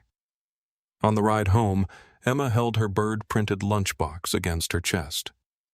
Cole had bought it after asking Vivian what children needed for school besides books. Vivian had laughed until she realized he was serious. Do you not like it? He asked. It is nice. That is not what I asked. Emma watched rain gather on the window. What if they ask about my dad? The word entered the car and took up space. Cole did not answer too quickly. What do you want to say? I do not know. He had prepared answers. Private answers. Safe answers. Legal answers. But Emma was not asking for a script. She was asking where he belonged in the story of her life. You can say whatever feels true. She looked at him. What if I do not know what is true yet? Then say that. She nodded slowly and turned back to the window. That evening, Cole found the red marks on her heels from the shoes. She had left them neatly beside the stairs' toes facing the wall. He said nothing to her about it. He called Vivian instead. What do children need for school? There was a pause. Cole, Have you considered asking the child? She did not tell me the shoes hurt. Then she needs shoes that do not require her to confess pain to receive comfort. By 7, Owen carried 3 bags into the foyer. New shoes, socks, sweaters, pajamas, hairbrushes, notebooks, colored pencils, a yellow raincoat that fit, another bird book, a lunchbox with painted swallows. Emma stood by the stairs. Is all that for me? Yes? Why? Because you need things. She touched the lunchbox handle. My mom used to say needing things is expensive. Cole crouched in front of her. Then it is good I can afford it. She studied his face for a long second. That was almost funny. It was not meant to be. That makes it funnier. Warmth moved through him before he could stop it. The first true break came on a Thursday afternoon. Rain fell hard over New Orleans, turning the streets silver and the sky the color of old pewter. Cole had not planned to pick Emma up from school himself. A meeting near the docks had ended early after a city inspector decided he preferred cooperation to consequences. Cole told himself the timing was convenient. He did not admit he had arrived outside the school gate 15 minutes before dismissal. Emma climbed into the SUV with her backpack and bird lunchbox. Her hair was damp from the walk under the awning. Did school go well? Cole asked. Yes, that was all she gave him. Owen drove through slow traffic. Wipers moved back and forth with a tired rhythm. The heater hummed. The city blurred outside the glass. Neon signs flickered awake in the gray afternoon. Then a song came on the radio.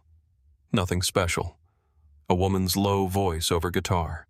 The kind of song that drifted through grocery stores, waiting rooms, and kitchens after midnight. Emma went still. Cole noticed before she made a sound. Her fingers tightened around the lunchbox.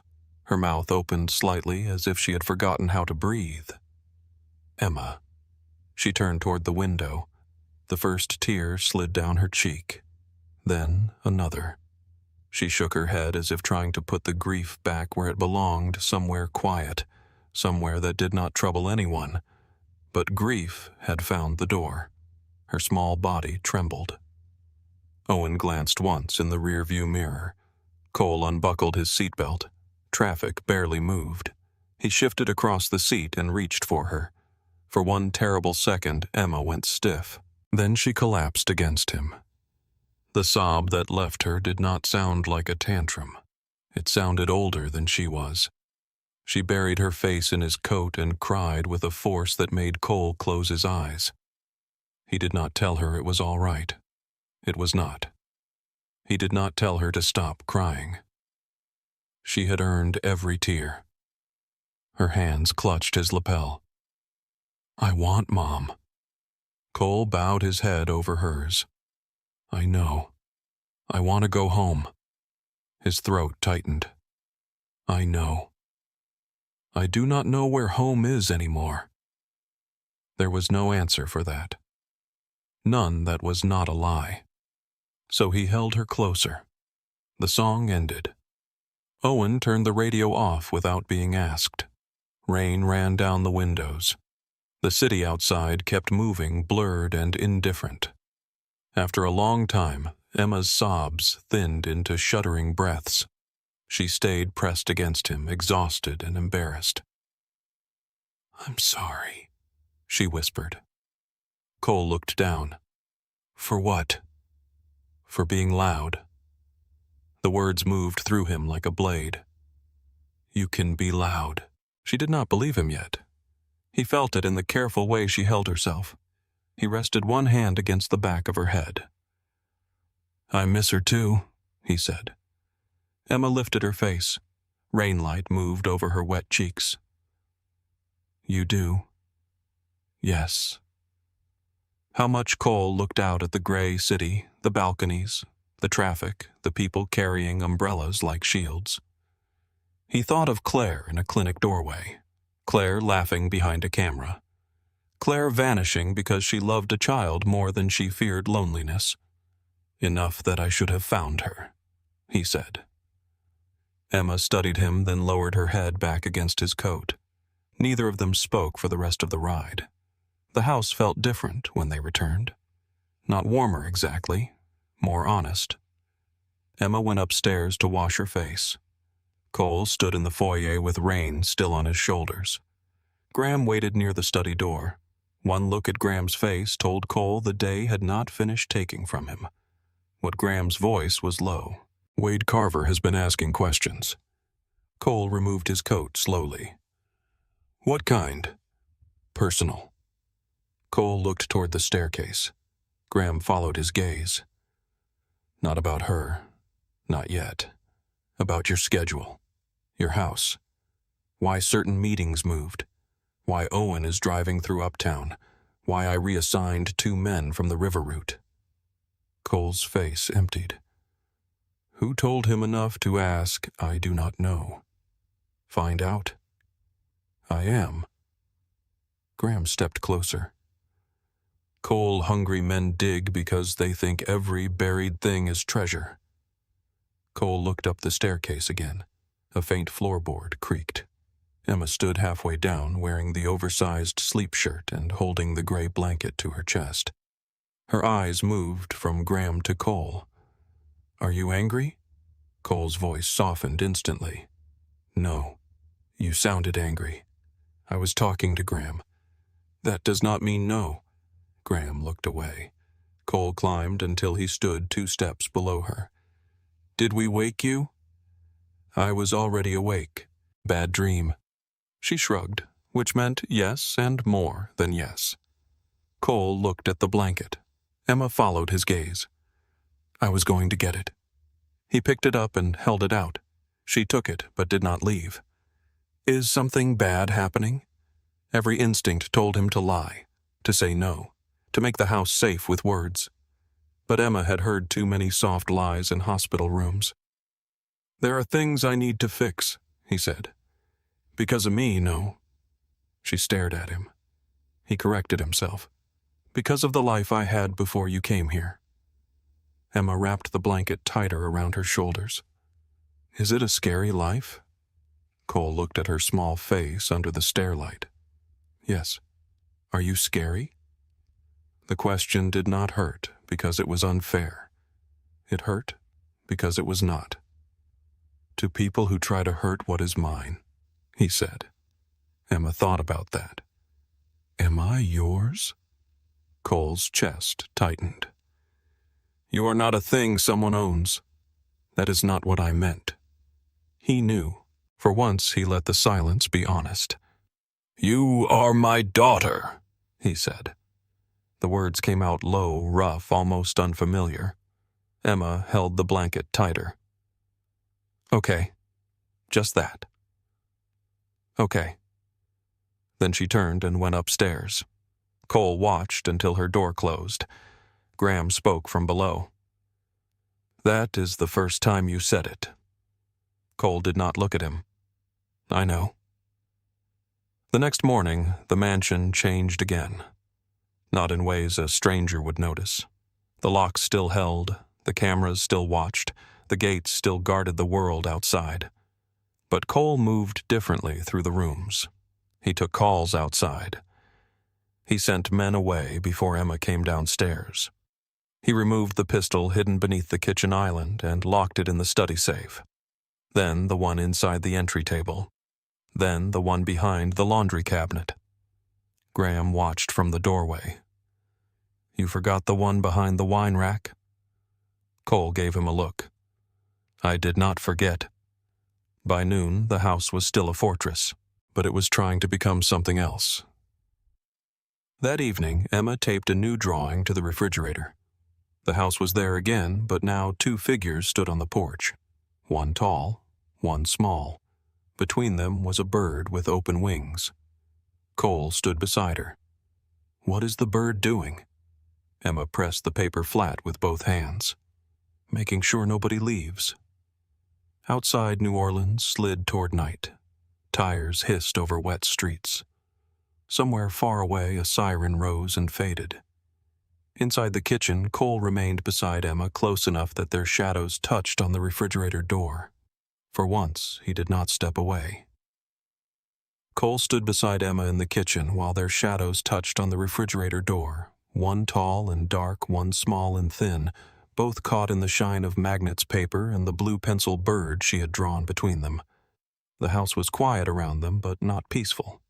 Peace was too clean a word for a place like his. Quiet could still have teeth.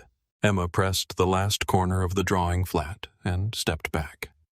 There she said. Cole looked at the bird.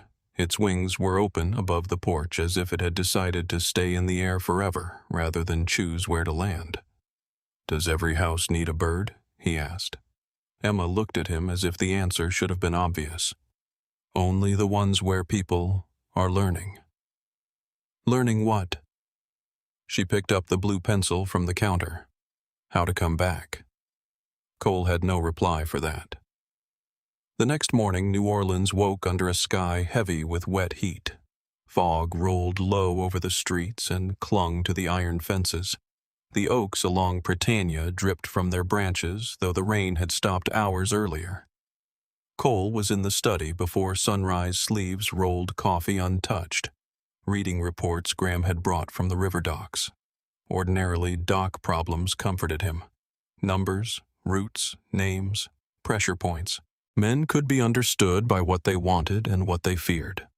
Cargo could be tracked. Debts could be collected. Lies could be pulled apart with patience. Children were different. Emma had left a yellow sticky note beside his coffee cup. It showed a bird no larger than his thumb. Under it, in careful letters, she had written, "For your desk." Cole had stared at it for a full minute before moving it to the corner of his blotter. Graham entered without knocking, which meant the news was bad enough to excuse the breach. Cole looked up. "What Wade Carver has been busy." Cole leaned back. "He is always busy. Usually with something stupid. This is not just stupid." Graham placed a folder on the desk. Inside were photographs. Not of Emma. Not yet. But close enough. Owen's black SUV outside the private school, the front of the mansion, a delivery man carrying bags from a children's store. One blurred image of Cole walking through uptown near the school gates, his face turned away from the camera. Cole did not touch the photos at first.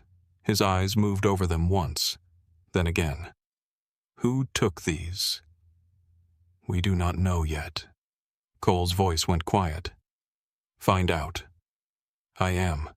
"That is not the same as knowing." "No," Graham said. "It is not." Cole stood and walked to the window. Outside, a gardener clipped dead leaves from a hedge across the street. A woman in white tennis shoes walked a little brown dog under a red umbrella, though there was no rain. Ordinary life kept moving beside hidden danger. That was always how it happened. The knife did not announce itself. It waited inside the sleeve. "What does Wade know?" Cole asked. Graham's answer came too carefully. "He knows your schedule changed. He knows you have canceled 3 late meetings. He knows Owen is driving routes he does not usually drive. He knows Vivian Shaw filed sealed guardianship papers yesterday morning." Cole turned. "How? We are looking at the courthouse clerk first." "Look harder." Graham did not flinch. "He has been asking personal questions." Cole's face emptied. "About her? Not by name. That is not an answer." Graham held his gaze. "He knows there is someone in the house." The room seemed to narrow. Cole looked down at his desk. The yellow sticky note bird sat near the corner, bright and small against the dark leather. Wade Carver was a loud man from the wrong side of ambition. He had come out of South Louisiana with stolen cargo money, sportsbook cash, and enough charm to make fools mistake hunger for courage. He dressed too well, smiled too much, and believed every room wanted him at the center of it. Cole had tolerated him because Wade was useful in the way flies were useful. They showed where something had begun to rot. For months, Wade had pushed at Cole's edges. A truck delayed near Chalmette. A collection crew interrupted in Algiers. 2 city aides paid twice for the same silence. Small bites, testing bites, A lesser man would have mistaken them for mistakes. Cole had not. He had simply been waiting for Wade to become worth the cost of removing. Now Wade had looked toward the house. That changed everything. Graham spoke again. "There is another issue." Cole's eyes lifted. Dylan Price. Cole recognized the name. A young runner. 23. Handsome in the cheap way boys were before life took its fee. Quick smile, slow judgment. What about him? He came by yesterday with the envelope from East Bank. I know. He saw Emma. The air changed. Cole did not move. How? She came downstairs. He was in the foyer. 2 seconds. Maybe 3. What did he do? Nothing. Cole turned from the window. Nothing is rarely what men do. Graham's expression said he agreed. Bring him tonight. Here Cole looked toward the ceiling where Emma was still asleep. No. The side house. The side house sat behind the mansion, hidden beyond a garden wall and an old carriage path. Once it had been used for servants. Cole used it for conversations that did not belong under chandeliers. Dylan arrived after dark. The air outside smelled of wet brick and jasmine. A storm was coming again, pressing low over the city. Cole stood beneath the side house porch light while Graham waited in the shadows near the gate. Dylan stepped from Owen's car with fear already visible in his throat. Mr. Maddox. Cole did not answer. Dylan tried to smile. It died before it became anything. Cole opened the side house door and let him enter first. The room inside was plain. 1 table, 2 chairs, no pictures, no windows facing the street. Cole remained standing. The girl you saw yesterday. Dylan swallowed. I did not see anything. Cole watched him for a long moment. That is the answer you prepared. Now give me the true one. Dylan's eyes flicked toward Graham, who stood near the door. I saw a kid. What kid I do not know. Good. Relief moved too quickly over Dylan's face. Cole stepped closer. You do not know her name.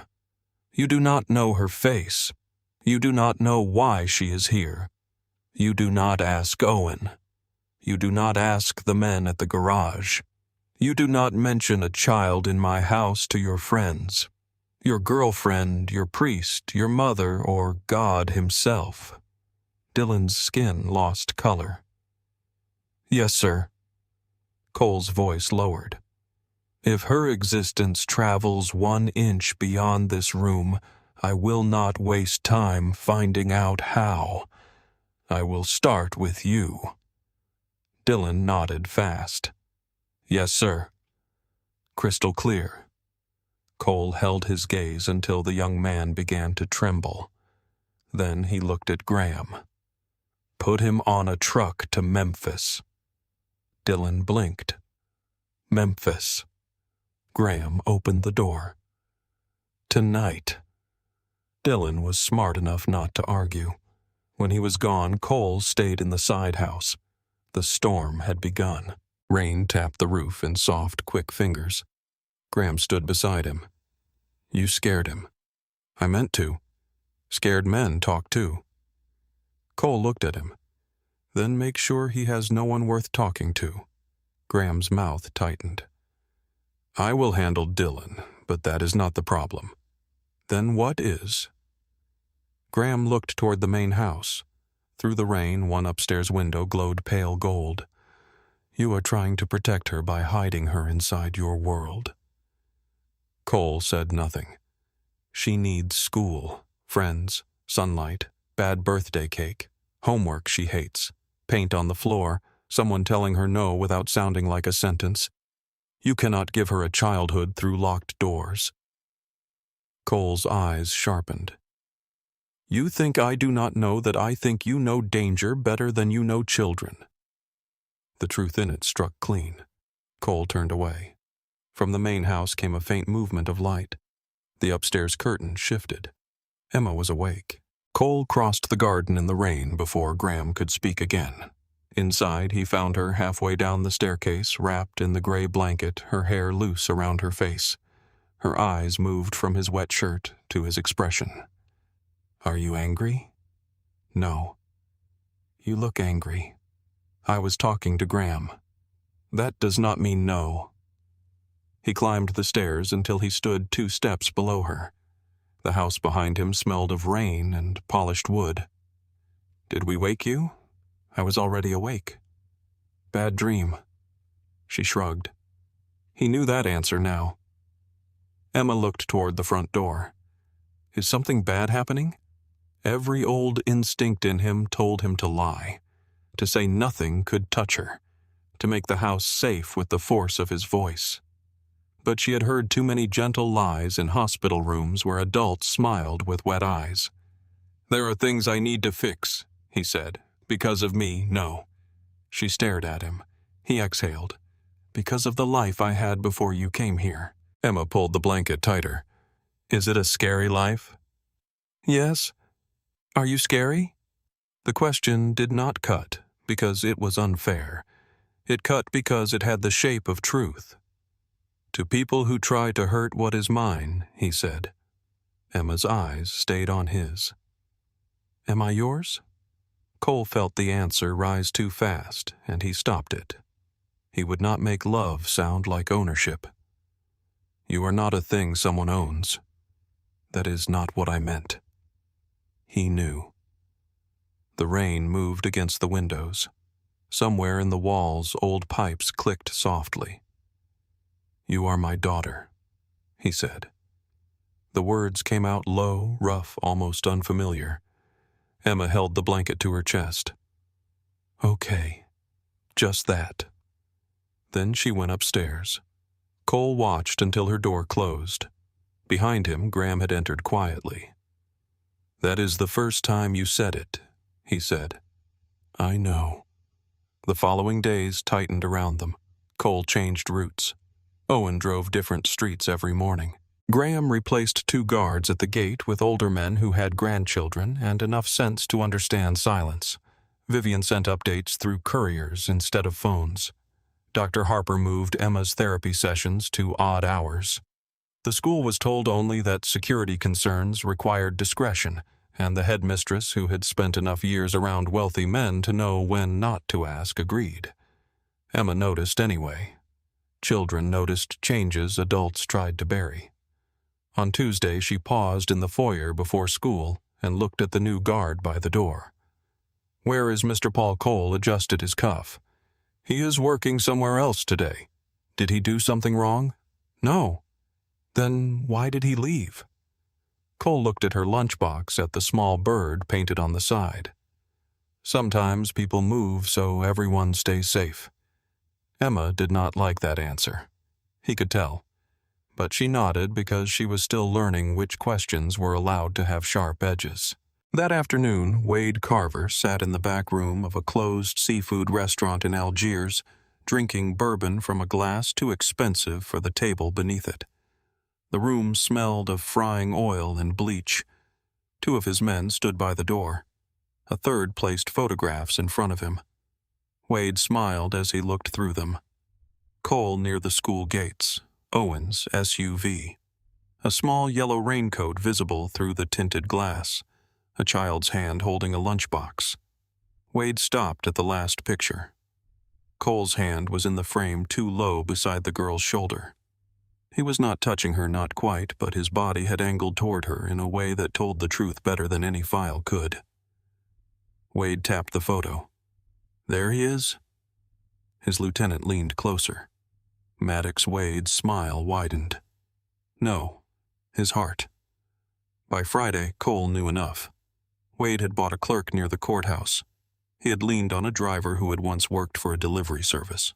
He had tried to reach Dylan before Graham moved him. He had offered money for the name of the child at Cole Maddox's house. No one had given it.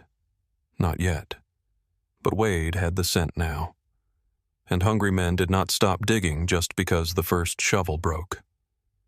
Cole spent that morning in his study reading reports he could have handled in minutes if his mind had not kept going upstairs where Emma was sorting pencils by color at the kitchen table.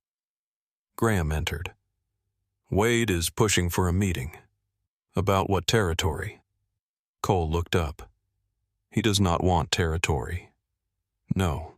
He wants me in a room angry. Yes. Cole closed the folder. Then he can keep wanting. Graham hesitated. There is something else. Cole's patience thinned. Say it. Emma asked Owen if her mother has flowers. The room went quiet. Cole looked toward the hallway. Graham continued. She meant the grave. Cole sat still. She asked Owen. She did not want to ask you. Why, Graham's face softened by a fraction. She said it might make you look sad again. Cole looked down. That afternoon he drove Emma to Lafayette Cemetery No. 3. No convoy, no visible guards. Owen followed 2 cars behind in a gray sedan. Graham's people watched the streets without letting the cemetery become a cage. The sky had cleared, but everything still smelled of rain. White tombs rose above the ground, stained by age and weather. Iron gates leaned into shadows. Moss hung from nearby branches. The air was thick, quiet, and warm. Emma carried yellow flowers because Claire had loved yellow. Cole had told the florist roses were not allowed. Emma looked at him when he said it. Mom hated roses. I know. She said they try too hard. I know that too.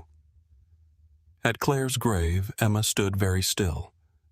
The name was carved into pale stone.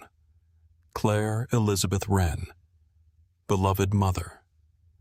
There was no mention of Cole, no mention of the life before Emma, no mark of the 14 months when Claire had sat across from him in coffee shops and told him the truth without fear.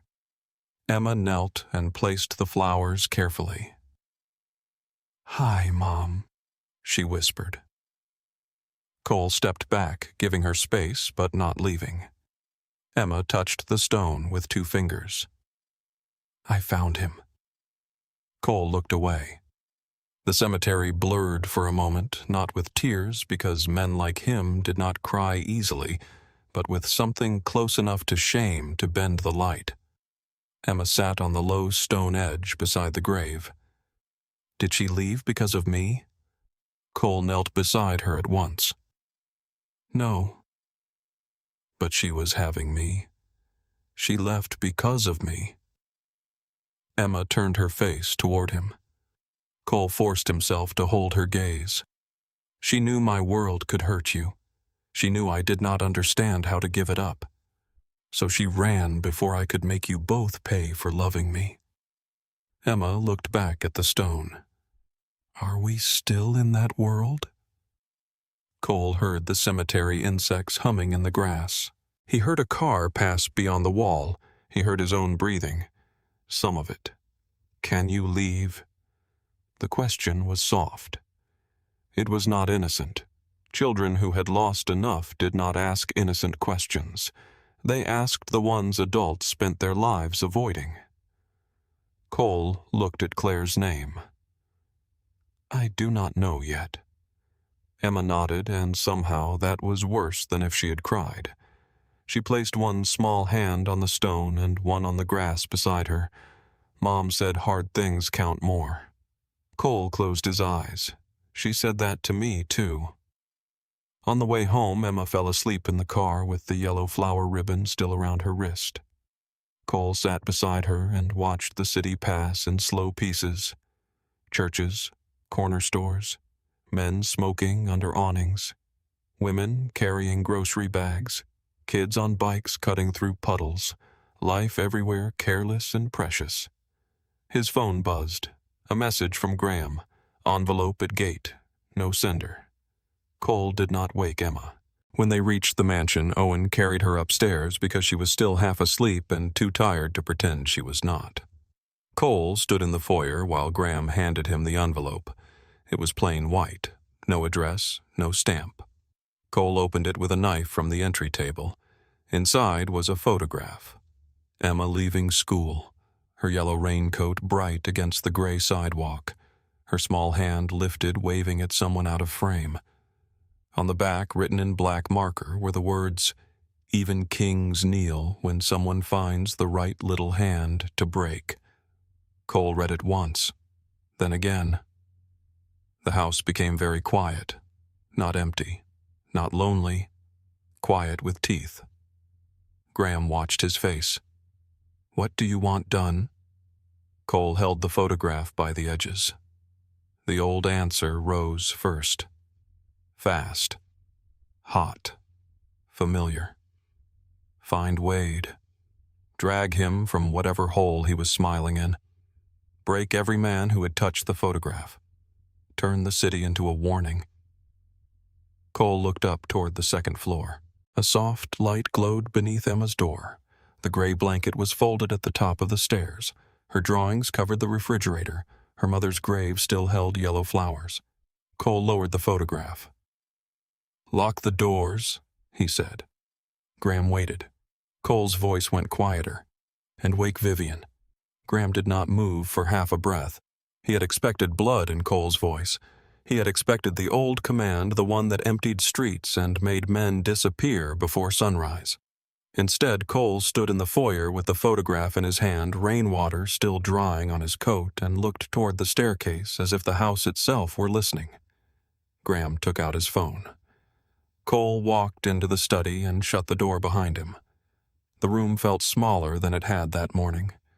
The law books watched from their shelves. The old city maps waited beneath glass. The safe behind the painting held weapons, money, passports, secrets, and now the last pieces of a life Cole no longer trusted himself to reach for too quickly. He placed Wade Carver's photograph on the desk. Emma's yellow raincoat glowed in the image like a struck match. For years, Cole had believed danger was simple. A man threatened what was his, and Cole answered so completely that no one needed to ask twice. Fear was clean. Fear was efficient. Fear did not require trust.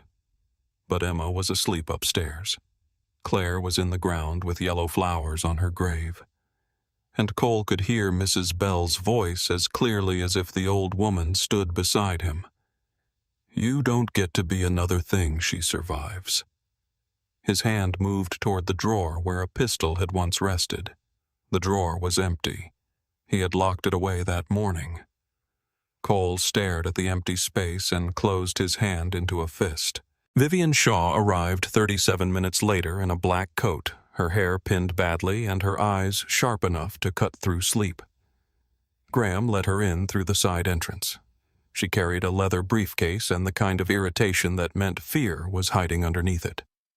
She entered the study without greeting him. "Show me." Cole handed her the photograph. Vivian looked at the image, then at the writing on the back. Her mouth tightened. "Wade Carver." Yes. Is he stupid? Yes. Is he connected enough? Local police. He owns pieces. Judges, one retired, one ambitious, neither useful if this becomes public. Vivian set the photograph on the desk and looked at him. "What do you want?" Cole did not answer at once. Outside, thunder rolled low over the city. Upstairs, the house stayed quiet. The old answer, Vivian said, or the right one. Cole looked at her. The right one. For the first time since she entered, Vivian's expression changed. "Say that again. Do not enjoy this. I'm going to enjoy it a little." Cole leaned over the desk. "I want him gone. I want every man who followed Emma gone. I want the clerk who sold sealed filings exposed. I want the school protected without turning it into a prison. I want nothing that can touch her in court. I want no story for the papers. I want her name out of every mouth." Vivian listened. Then she said, "And you want this clean." Cole's voice was rough.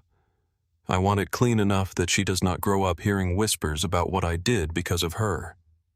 Vivian held his gaze. "That is the first useful thing you have said." Graham stood near the door. Cole turned to him. "Who does Wade trust men who want money? Men who fear being small? Men who think loyalty is a temporary illness?"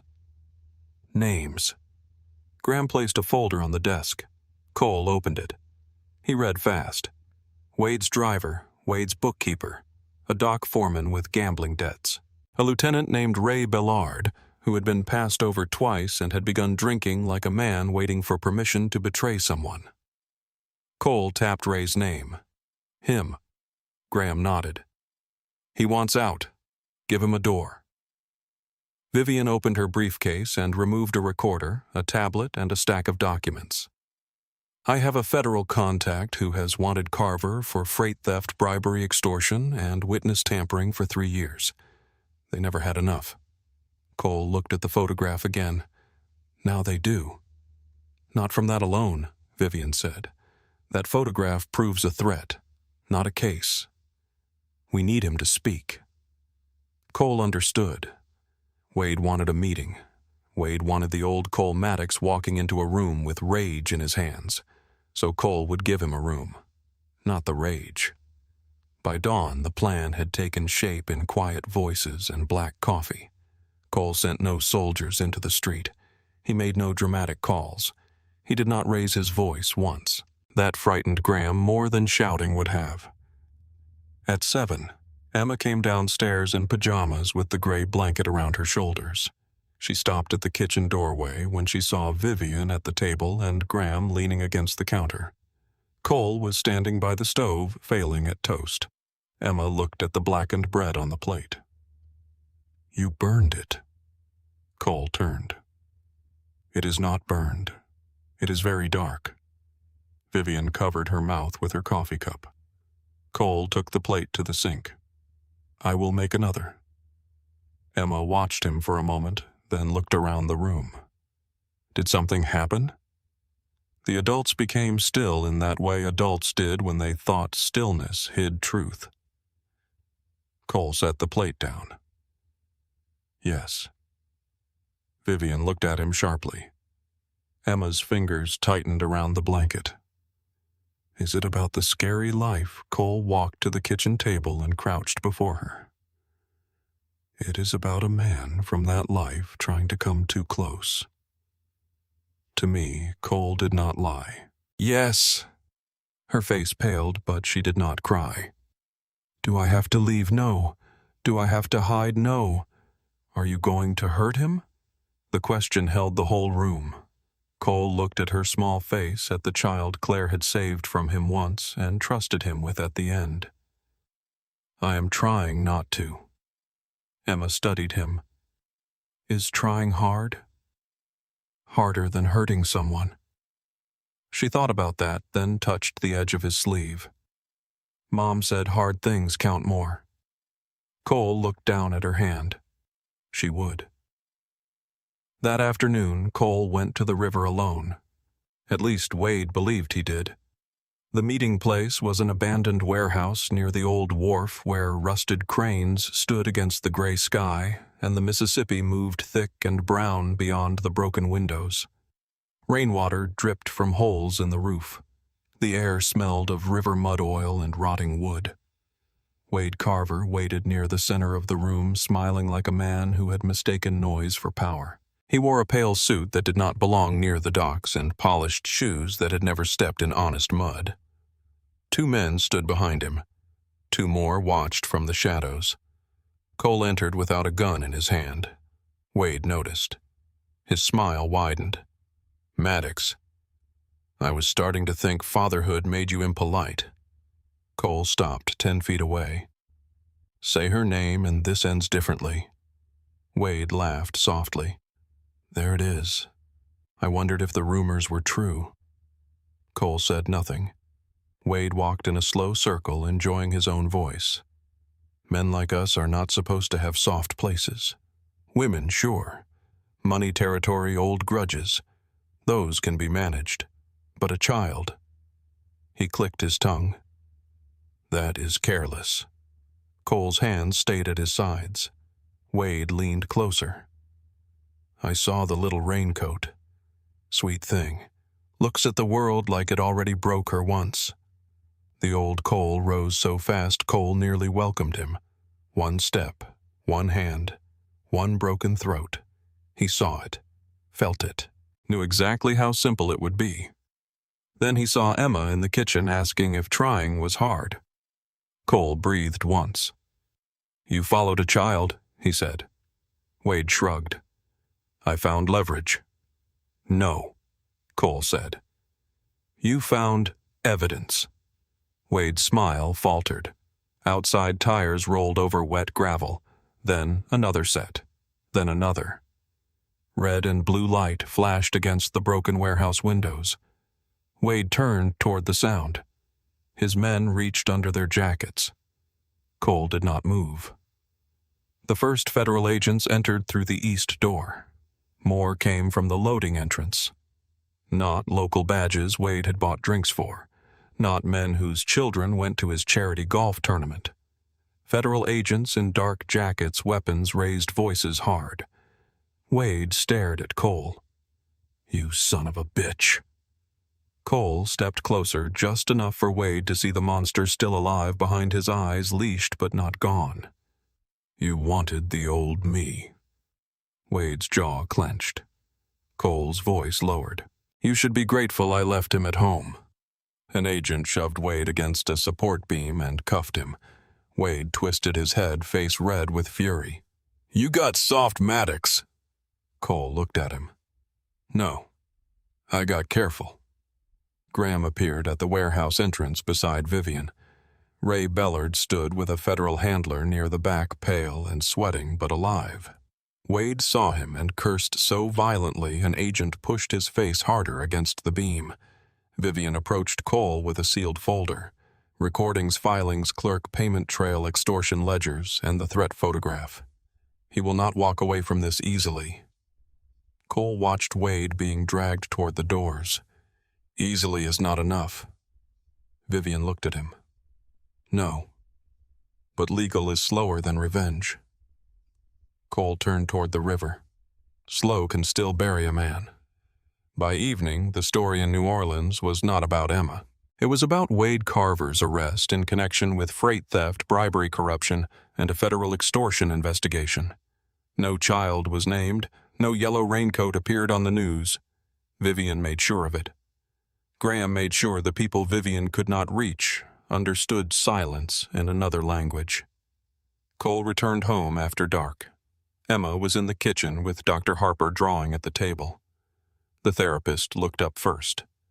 Emma followed her gaze. She stood. Cole removed his coat. For a moment, neither of them moved. Then Emma walked toward him. Not running. Not yet. Still careful. Cole crossed the rest of the distance. She looked up. "Did you hurt him?" "No." "Did you want to?" Cole lowered himself to one knee. "Yes." Emma nodded, accepting the truth because it was cleaner than comfort. "But you did not know." She looked at his face for a long time. Mom would have liked that. Cole could not speak. Emma reached out and touched his shoulder. It was not a hug. Not exactly. It was smaller than that and somehow greater. Later that night, after Dr. Harper left and the house settled, Cole found Emma in her room sitting beside Claire's cardboard box. The tape was still sealed. She looked at him from the floor. "Can we open it?" Cole sat beside her. "If you want." Emma pressed her hands to the top of the box. "I am scared."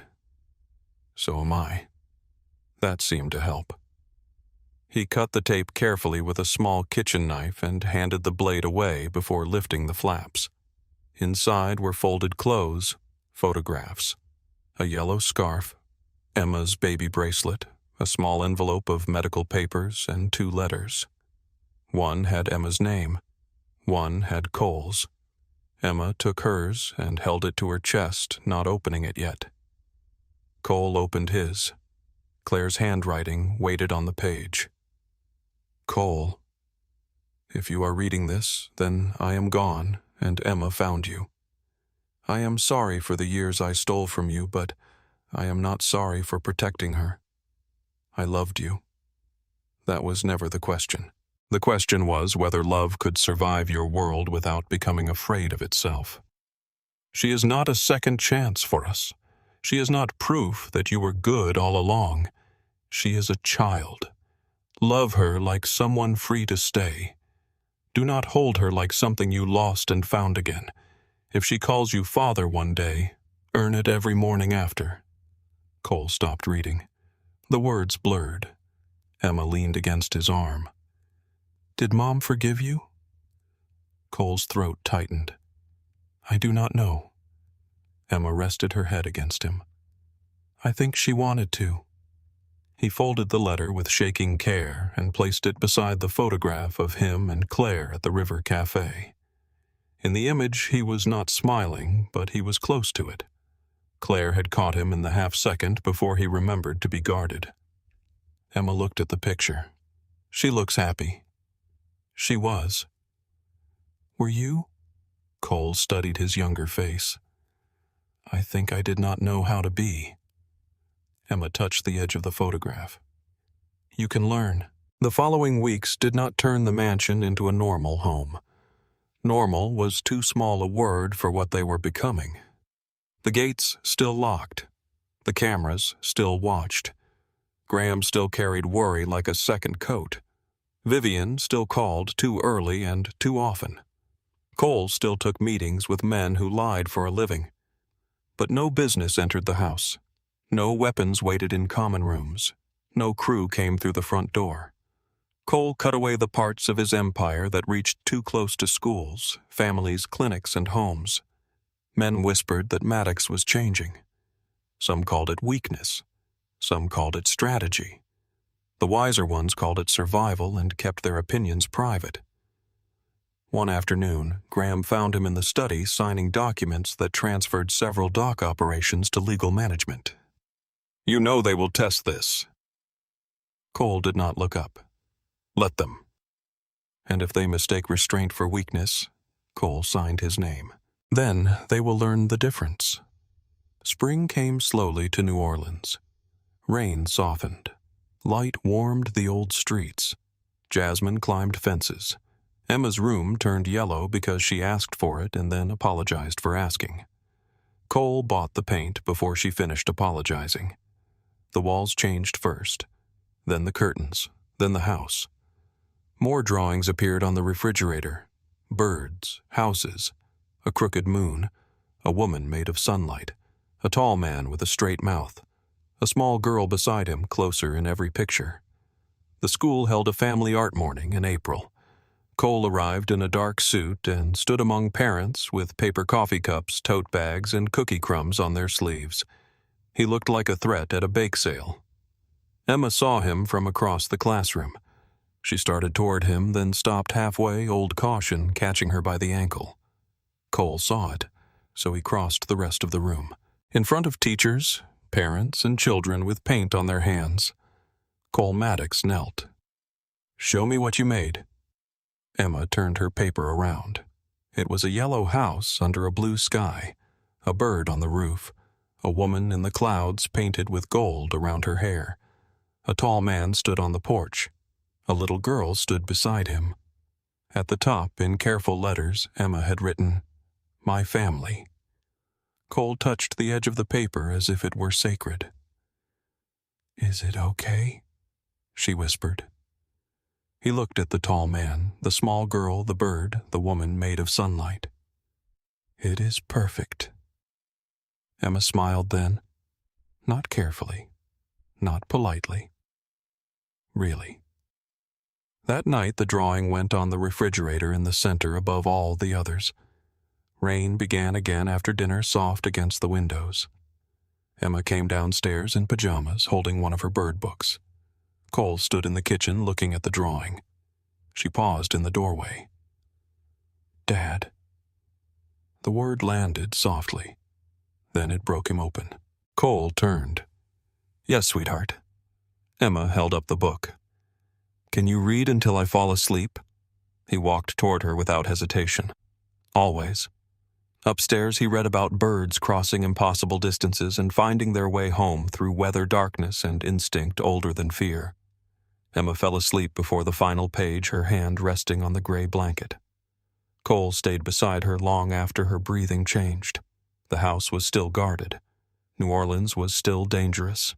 The past had not vanished just because a child had drawn over it in yellow paint. But the room was warm, the door was open, and when Emma shifted in her sleep, reaching for the edge of the blanket, Cole was there to pull it gently back over her shoulders. He had once ruled by making men afraid to leave. Now he sat in the quiet and learned how to stay.